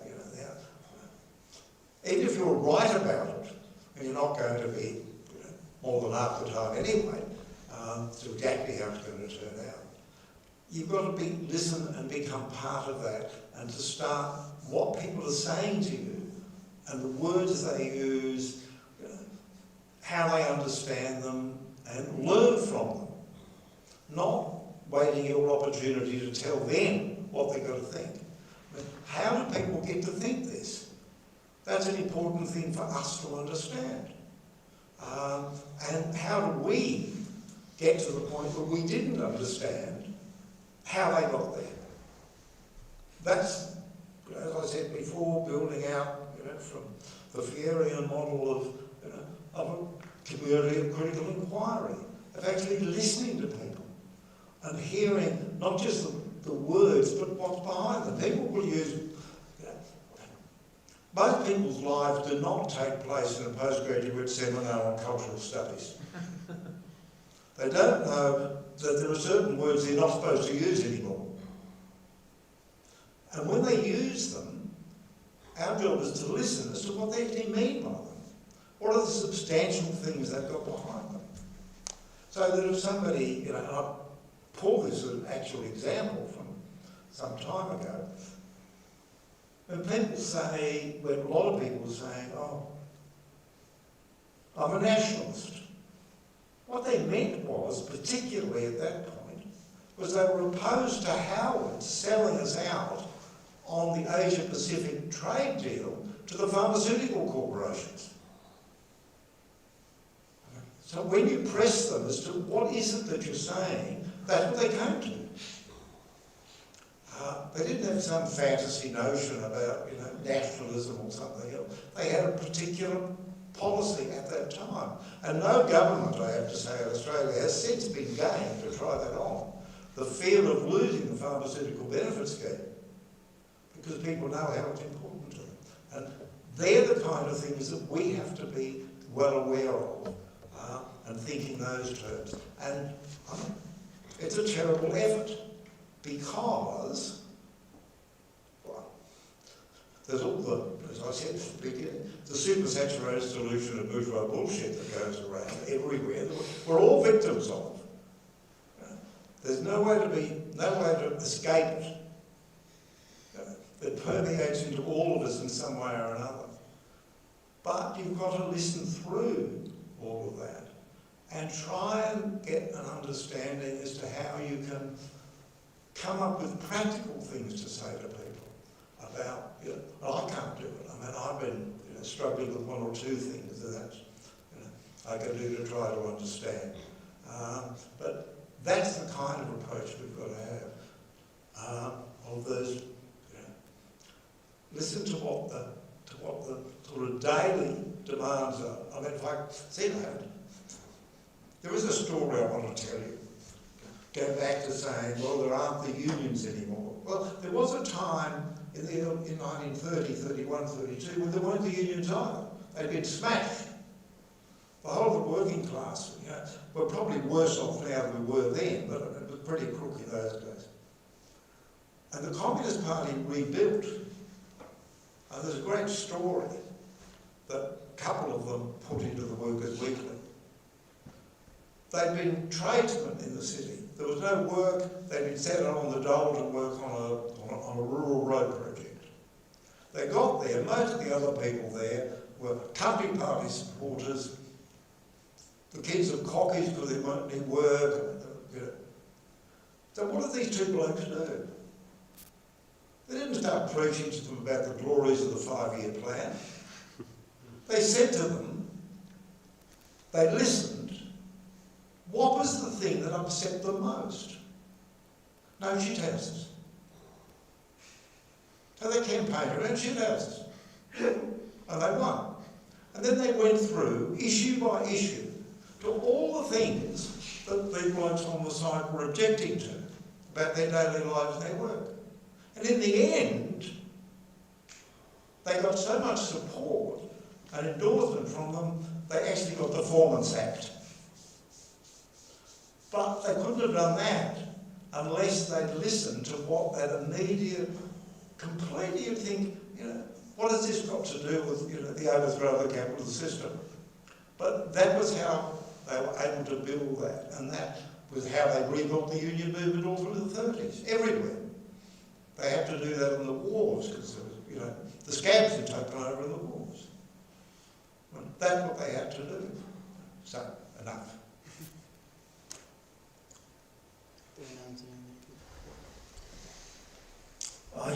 Look, boycott the election, sure.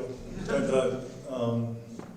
I perhaps should be hesitant to sort of recommend this. I know that Albert Langer was charged in the late 1990s for handing out how not to vote cards.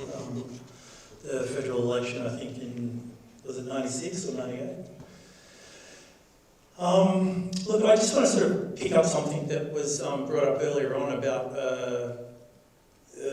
unions and sort of communist unions and non-communist unions and so on and so forth. Yeah. And this idea is sort of like how you make sort of like unions more than just sort of bread and butter or waging conditions. Yeah. And maybe combine this a little bit with Humphrey's comments about sort of the similarities between the 30s and now.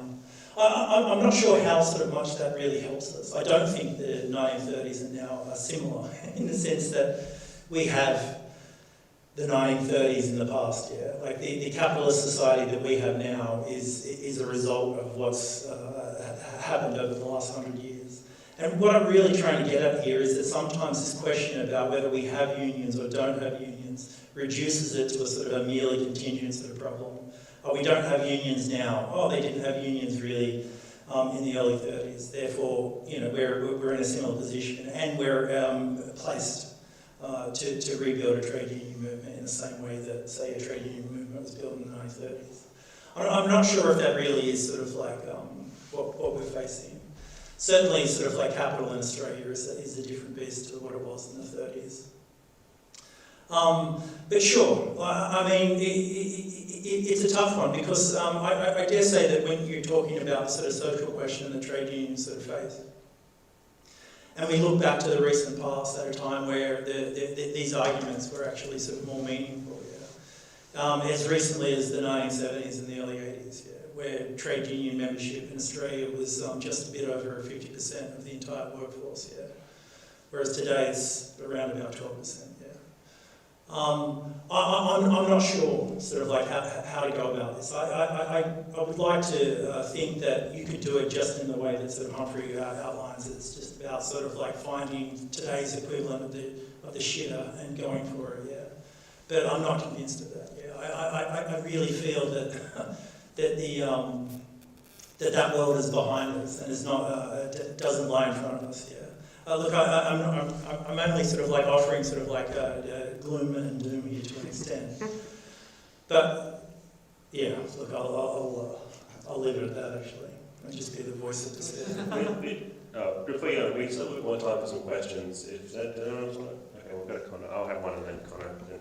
Can I just say, because I think this is a point at which I probably diverge from both Anthony and Humphrey.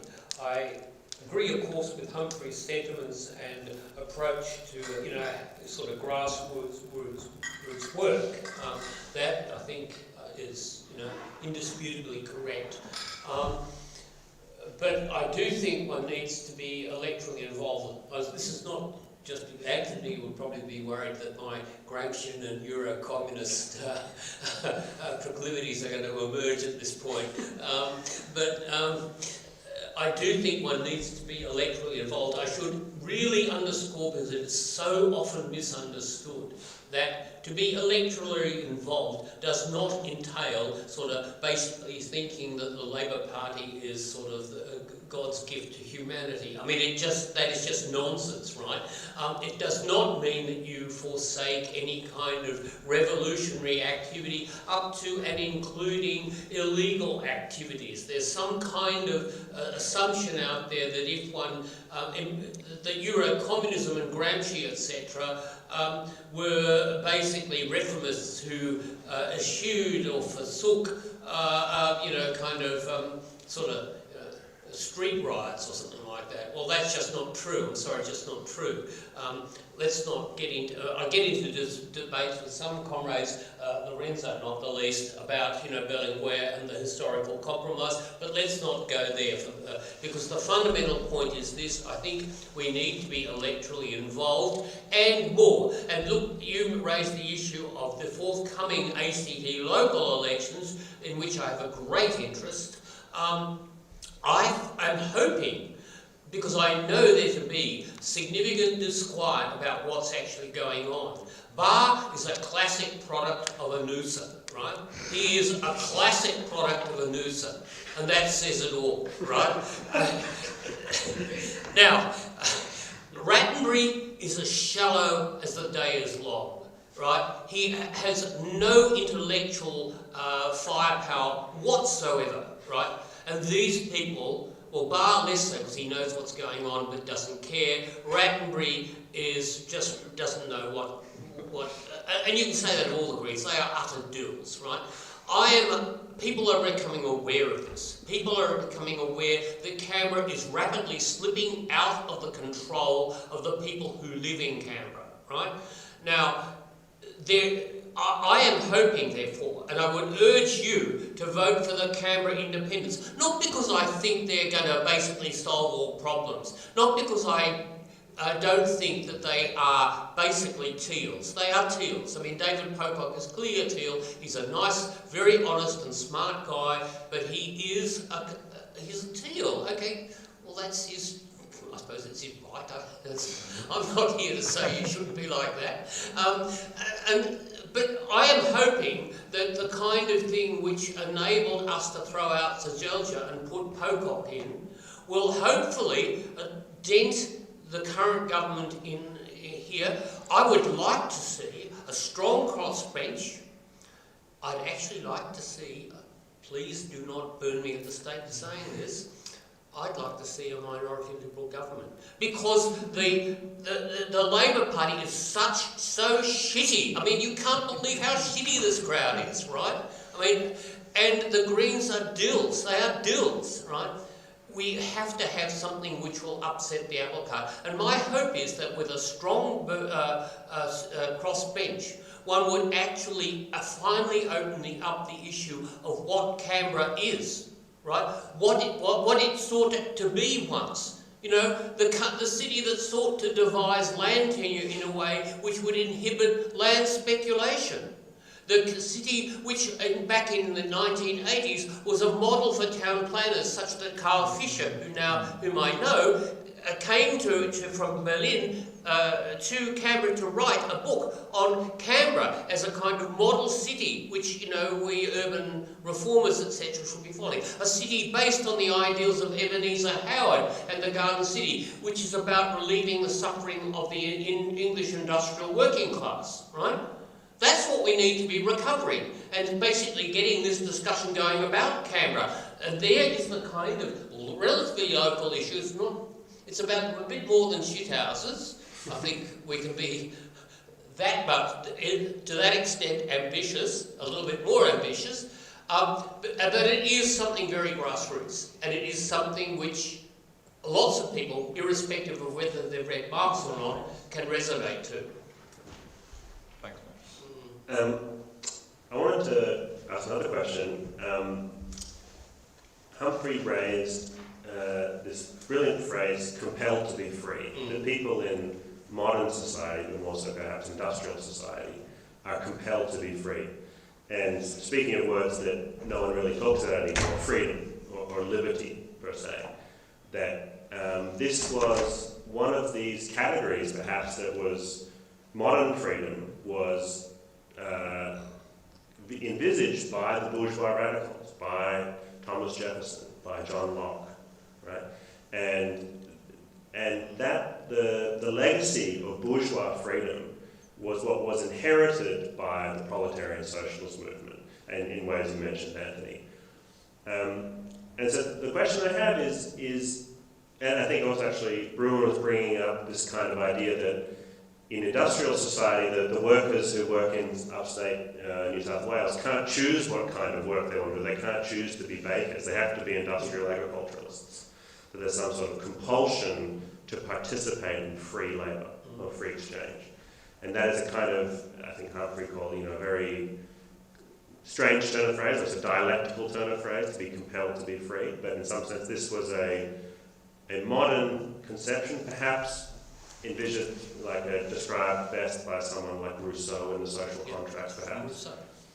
And was taken up very strongly by the French and American revolutionaries and Marx himself. And you brought up that the proletariat or the new socialists only have to complete the old work, that Marx writes in the Letters of Ruger, take up the old projects and really see them to a new future. So my question is, maybe broadly, what is the relation between freedom and capitalism? I think this also goes to something that Connor raised, that the title of this panel is, what is capitalism and why should we be against it?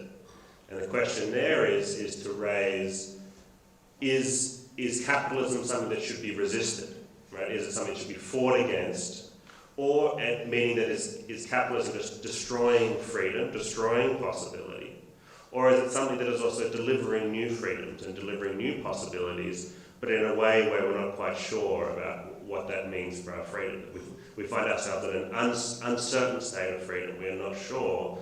But if you ask anyone, you certainly wouldn't want to live 110 years ago, right, compared to today. It certainly seems more free today by most measures, perhaps. But there is still a freedom problem that we're faced, and it's getting harder and harder to elucidate or describe politically how we further our freedom.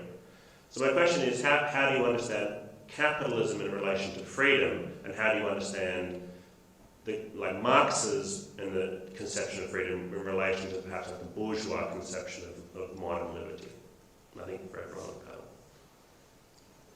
Shall I start? Yeah. Because I mean, that's a super philosophical question. And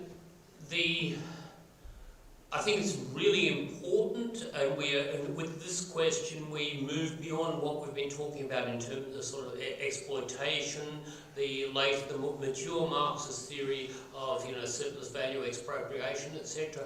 And now we're touching upon these themes of alienation, right, which we associate with the young or younger Marx.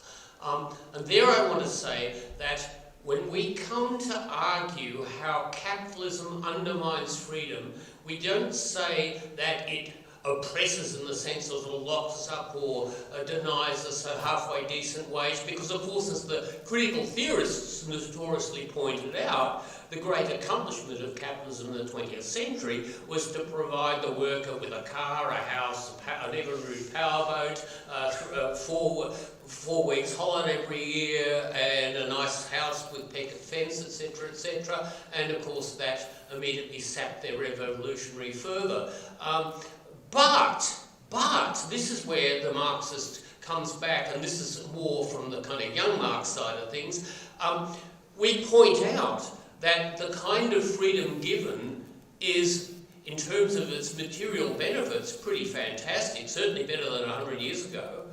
But it comes it's kind of hollow. It's the hollowness of that very subtle neo-Taylorist regime, which is manifest in things like new public management theory, or the kind of crap we get at the ANU about sort of performance management, or in the public service you get this shit too, right? And it is basically a subtle way of introducing a kind of radical uncertainty about who one is, and a constant nervosity or anxiety about underperforming, about being caught out. So this kind of essential precariousness bound up with the provision of all this luxury, not merely that it may be withdrawn, but also that one's very own sense of self won't be undermined. You see that at the university when you'll suddenly find, oh shit, I can't manage an average of 3 publications over 3 years in leading international journals. I just can't do it. It's so fucking hard to achieve that. You wouldn't believe how hard it is to get published in philosophy. And you shit yourself, right? You shit yourself. And then you have someone come and tell you, oh, you've got to do this because the taxpayer is paying for your money. You have mutual obligation. I think that was the expression back in the 2000s. Mutual obligation. You better bloody well do it. Or so that is a kind of oppression and anxiety. That is the way in which the capitalist largesse and the freedom associated with that largesse is ultimately hollow, right? For me, what one needs to be doing is drawing attention to this hollow character, the hollowness of a society for whom, Beethoven's knife can serve as appropriate background music to My Kitchen Rules. No joke, right? Andi Freude schöne Goethe-Funken, is the ad for fucking My Kitchen Rules, right? That is the hollowness, the emptiness. And people appreciate this. People know that. Sometimes they react to that with a healthy kind of irony. Oh, that's just, we don't take that seriously. But if you actually look at the way, what actually underlies this kind of neo-Taylorist control, right? People find that really oppressive. That is, I mean, I've experienced it, my sister has experienced it, she worked as a lab technician at Melbourne Uni, my other sister as a nurse, she experiences it, I'm sure that everyone experiences it. This kind of chronic uncertainty, this undermining of self, which these kinds of regimes institute. And I don't want to crap on it. I could go on forever about this because it so fucking annoys me. Maybe just for the sake of time, we'll keep moving. Yeah. But look, the other thing is, I think,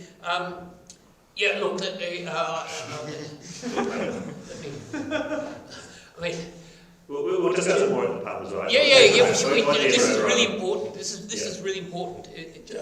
Just briefly on the question, it brings to mind sort of like Marx talking about money as we carry the social bond in our pocket, and I think there's the way that say. The very opposite sort of phrase, we're compelled to be free. Yeah? Like, what does it mean in capitalist societies? We're stripped of any control over the conditions of our freedom. Yeah, like we have no control over the conditions of our being. We have no control of the means of production, to put it in sort of orthodox terms. Yeah, we are freed from the social bond, so to speak. And freedom is sort of reconceptualized and made concretely this individual thing. It's no longer a social thing, yeah? Human flourishing is seen as the flourishing of the individual, and the money as the social bond or the replacement for the social bond, still commands the labour of others, yeah? The social bond is there hidden in the control of money and capital. But it's, it's subservient and subordinated to this idea of individual freedom, yeah. So that's the way I'd sort of like approach this question of freedom, because I feel that on the basis of a communistic sort of reorganisation of society, we would have a freer society, a society of true human flourishing. Yeah. But that freedom would be a freedom where the freedom of the one is the condition of the freedom of the one is the freedom of the many, yeah. And it would be there'd be a social sort of like a conception of freedom rather than this bourgeois sort of reductive, atomised, individualised sense of freedom. Okay, just on that point, but even the bourgeois conception of freedom.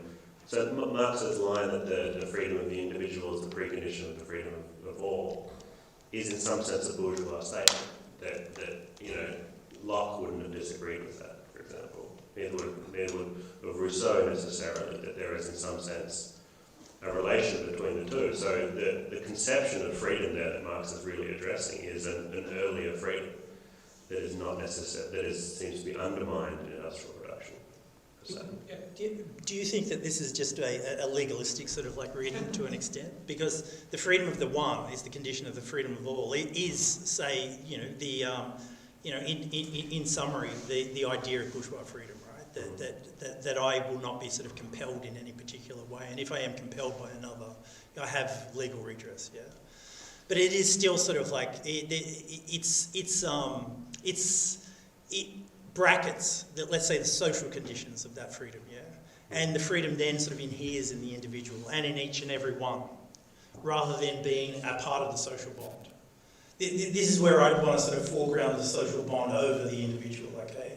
Which is not to actually sort of say that I want to take the social bond over the individual, but rather see them as dialectically entailed, yeah? So to that extent, I don't know, I feel that you're sort of really sort of striving to see this in terms of a sort of progressive sort of conception of history, right? That we inherit the achievements of capitalism and the bourgeois conception of the individual and so on and so forth. And I would sort of provisionally agree with that, but I think that sort of like it's something that, it's something I feel sort of a little bit sort of uncomfortable with as well. Just in the sense that, I don't think that this is something that we take over and then just build upon. We, in Marx's term, we abolish it and we realise it through abolishing it in this particular form. Yeah. I would just say that in the sense that most of the sort of famous slogans from the late 1840s, like from each according to his village to each according to his need, is an earlier bourgeois slogan. It's certainly not, it's even a Christian slogan that was adopted by the late 17th, 18th century early communists, and it sort of becomes the way that all of the bourgeois slogans of freedom get new meaning in the 1840s. Like, they somehow point beyond themselves now rather than just sort of saying something about the present. Even if you walk around, say, Trades Hall in Melbourne, a fair day's wage for a fair day's work, that could have absolutely been stated in 1789. There's nothing that's particularly industrial or Marxian about that slogan. They're purely just bourgeois slogans, but the demand goes beyond itself in changed conditions. So in some sense, I agree with you that the social bond, the changing in the nature of the social relation changes the content of the slogan in the 1840s. It's not that they just have the same meaning throughout all time. Sure. Humphrey, do you have anything to question, addressing back to your statement about compelled to be free? The uppermost thought in my mind is that no meeting should go for more than 2 hours. Well, I disagree on that one too. We've got one more question Yeah, for Paula, and then I'll can- have a few quick questions, then we'll wrap up. Yeah, so this kind of plays into what Anthony said, and also the question Francis asked, where I'm not going to ask about what sort of tactics you recommend for sort of a new left in the 21st century, but a new left. What I'm going to ask is, no matter how you think the left should proceed, is do you think that, this is what I like with what Anthony said, I've been reading Ernst Bloch recently, and so he's sort of puts the utopia back in Marx, but do you think that there is good reason to be optimistic that we will move beyond capitalism in the future, or do you think that more of it's going to be barbarism? It's got barbarism. Sure. Socialism or barbarism? Look, I don't think the outlook is great, but I would be hesitant to say that it's all over, by the shouting, so to speak. But then I think to an extent we have faced barbarism before, perhaps not at the planetary level, but certainly I think barbarism is just a part of one of the operating conditions of capitalism. The social peace in one part of capital, when you see this sort of, let's say, with the imperialist extension of European capital across the planet, is war and barbarism somewhere else, and even internally as well. Like, for instance, most obviously in a place like Australia, amongst indigenous communities. I suppose what I'm sort of, but in terms of sort of like the immediate outlook, Marx says somewhere that humanity only sets itself problems that it can solve. And I'm confident that we can solve the problem that we face right now. Whether or not we do actually solve the problem is, well, we'll see, won't we? Maybe we can wrap up with the final question, and then. Actually, two quick questions. Yeah. I actually just wanted to respond to Connor. I think, for me, one thing that I find really optimistic is the emergence of people developing technologies for themselves, either outside of capitalism or in like a parasitic manner. And if you look into the history of 3D printing here, I think that's very indicative. The first major 3D printer was no, not the first one.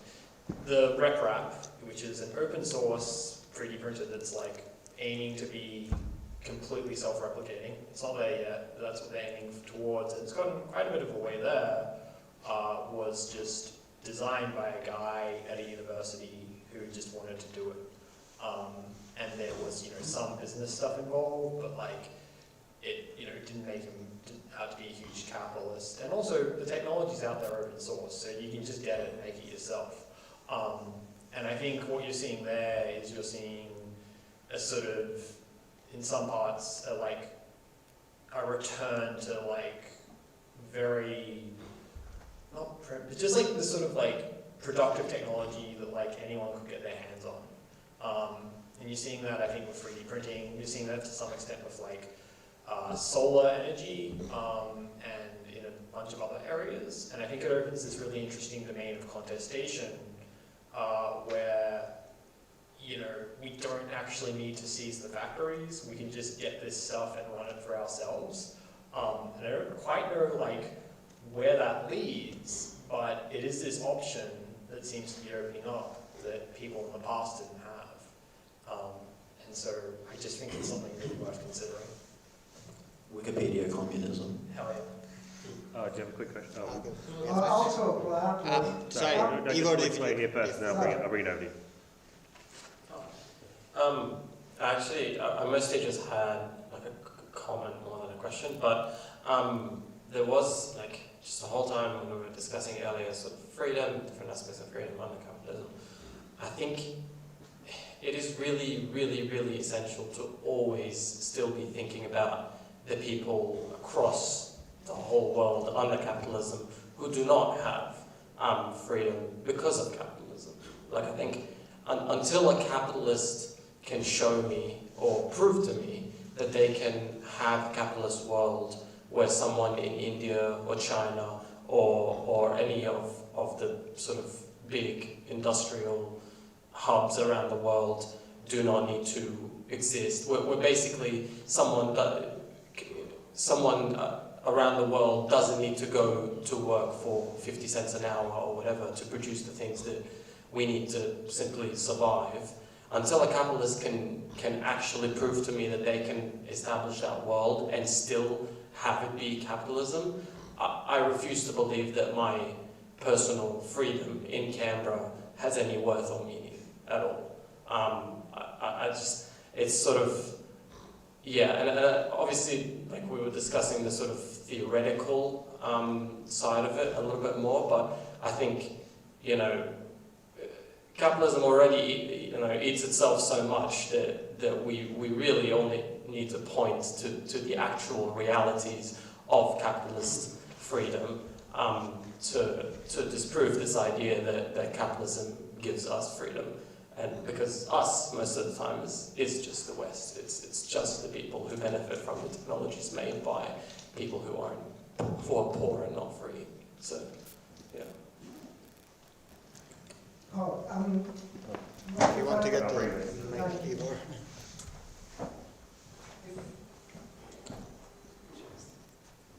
If I understood correctly, in order to change capitalism, we need to understand the contradictions underpinning it and use those as levers for change.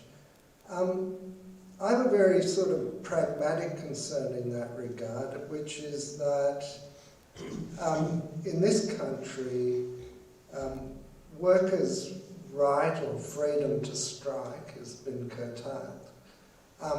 And that's a lever that workers may have or unions may have, certainly have had historically, and it's been taken away from them in large part. So I'm all for agitating, educating and organising union members and other workers in a given area to reclaim that freedom or right to strike.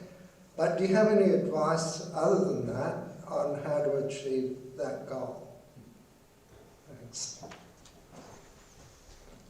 Thanks. And that's the last question, so maybe you put a closing statement in. If each of you want to give like a very short closing statement, or we can wrap up. I suppose I can only go over the basic point I was trying to make before. You've got to start where people are, and you have to listen to them. And you can only build brick by brick. You can't, you know. Friends of mine, been union organisers, you know, going into things, they think they're going to be able to do something. All they've ever been able to do is to build by going from worker to worker. And the same, I mean, Peter's been a president of the AU branch in all these schools where he's been to, and it's just a matter of going from teacher to teacher. And you've got to explain to people the basics as to what they think the union wants. And if you don't do that, you don't get any build and support. There's no point there's certainly no point in putting out get another email message to people. If you go and talk to them and explain to them, unless you're doing that, then you aren't going to get to first base, I'm afraid. So long, slow, boring, painful. Yeah. Boring. Can I just say, just to add to what Humphrey said, and also to tie back to a very important point which you raised, one of the things one should be doing in that kind of, quote, boring and very sort of kind of local and grassroots work is also making a solutions to what's going on elsewhere. So, for example, when one's talking about,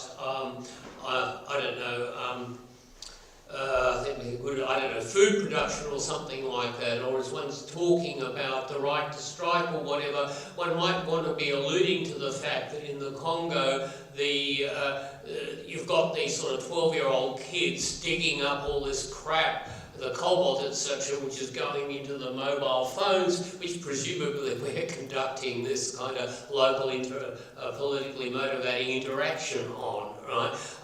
So I think, what my feeling is that if you speak to people at a local level, in the context of a discussion about local issues, say, I don't know, isn't it terrible that Burua now can't employ tradespeople because basically there are only large farms there who the shearers come in and they take the fleece off and then it goes overseas, and there is a reduced local industry. In fact, the only people really moving into this place are sort of hobby farmers, public servants from Canberra, looking for a bit of tree change or something like that.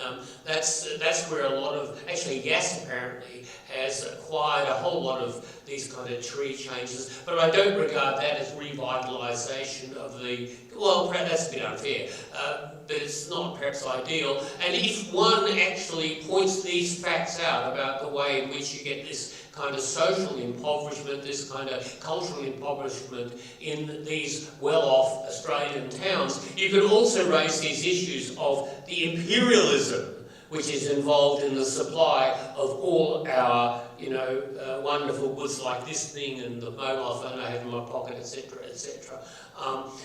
And people do resonate to that. I mean, that's part of the reason why some of these rural communities have welcomed with open arms some of the refugees from Manus Island. They're bringing back jobs to that community. A certain kind of old-fashioned kind of community becomes possible by importing these refugees to work in the abattoirs, for example, right? And then, of course, that's opening the community's eyes to the suffering of the Afghanis who have fled Afghanistan and ended up on Manus Island. So too with the kids in the Congo. I've been in some ways sort of a voice of negativity here, but that shouldn't be a problem here because the revolutionary project is deeply and profoundly negative here. We want to get rid of capitalism. We want to get rid of a state that reduces us to being mere labour power for capital. It is the negation of negation, as Marx said, sort of borrowing from Hegel. One thing that is really sort of like, one of the things why I wanted to sort of participate in this Platypus forum, and one of the things that I know that I feel perhaps I'm just naive when I think about this, is that I would hope that those of us who identify broadly as revolutionaries or as communists and anarchists can move towards putting our differences behind us here. I know that in some cases that might be sort of like too difficult. I do think that a lot of the differences are minor, and yet nonetheless sectarianism seems to be rife throughout what passes for the far left in this country, and dare I say the rest of the planet. Yeah. So I'd like us to sort of end at least on a hopeful note that we can actually start to organise again together, and that perhaps, and as someone who has engaged in sectarianism like the best of them, I'd like to hope that I can actually sort of tolerate a certain sort of amount of difference and debate, insofar as we can all agree on what the aim of organisation is, and that's to get rid of capitalism once and for good. Thank you. Well, that concludes our panel. I thank all the panelists and the audience for attending. For future, we will have